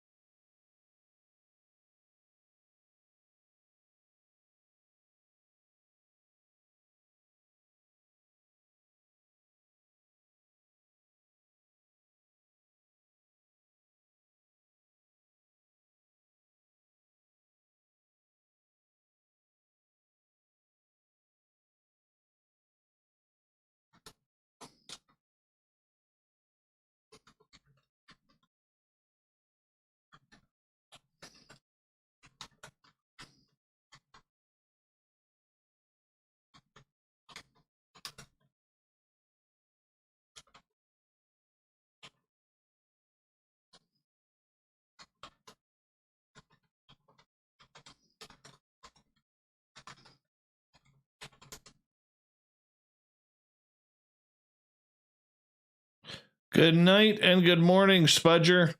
Have a great one, buddy.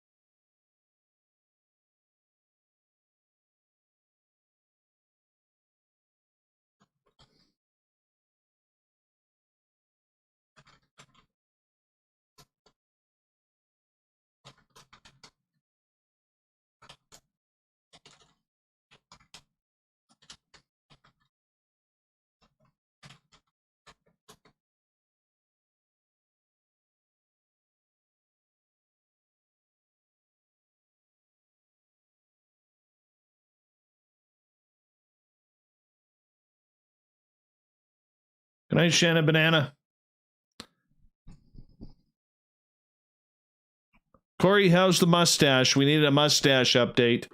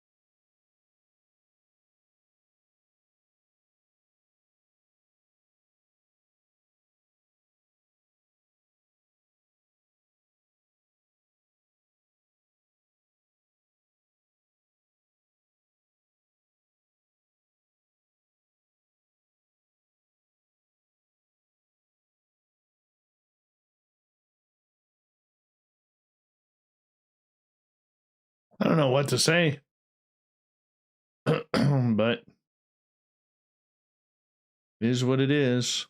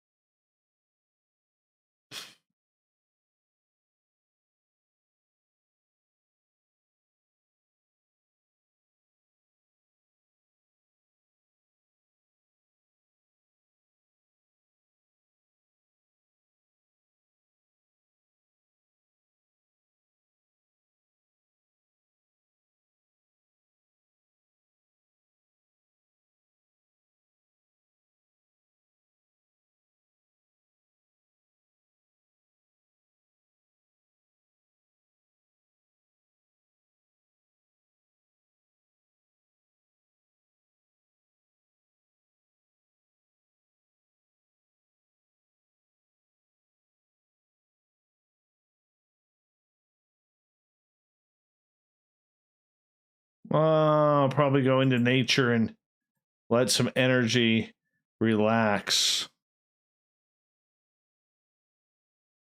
Just kind of let nature cleanse me. Oh, excuse me.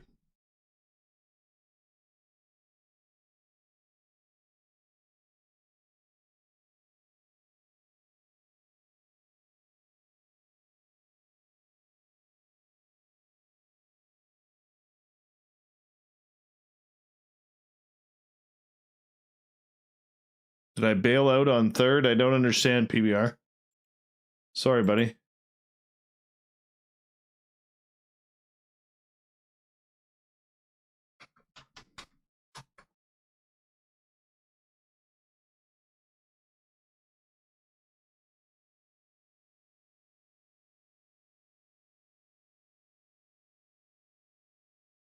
No. Not yet.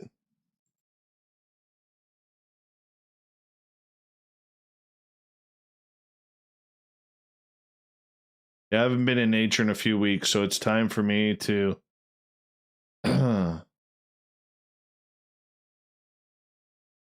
It's time for me to get out there and get some good times going. Just chill out on nature, man.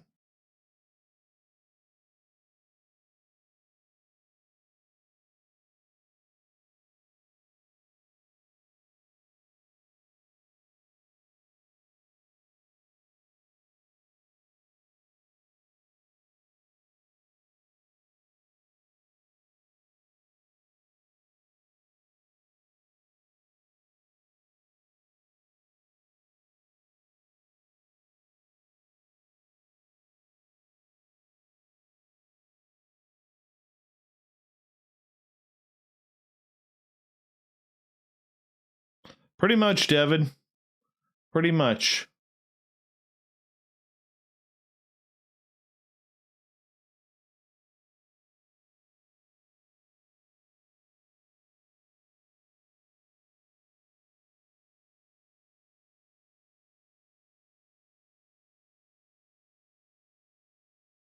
See if this tsunami warning is going to come down the BC coast. No, it's kind of on the arm there.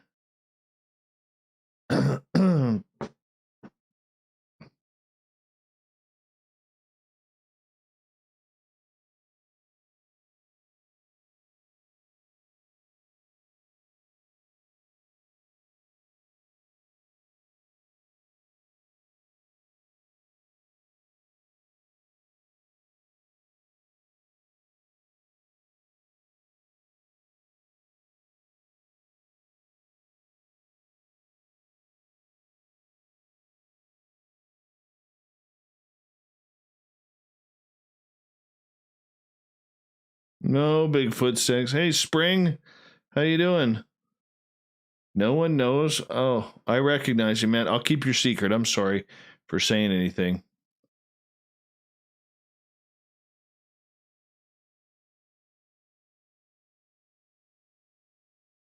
All right, everyone. Time to start wrapping things up here as I got to get to bed. I'm pretty tired. Pretty darn tired. So I'm going to head to sleep, and we're going to do this all again tomorrow night, as our guest tomorrow night is Gary Wayne. We're talking about the Genesis 6 conspiracy.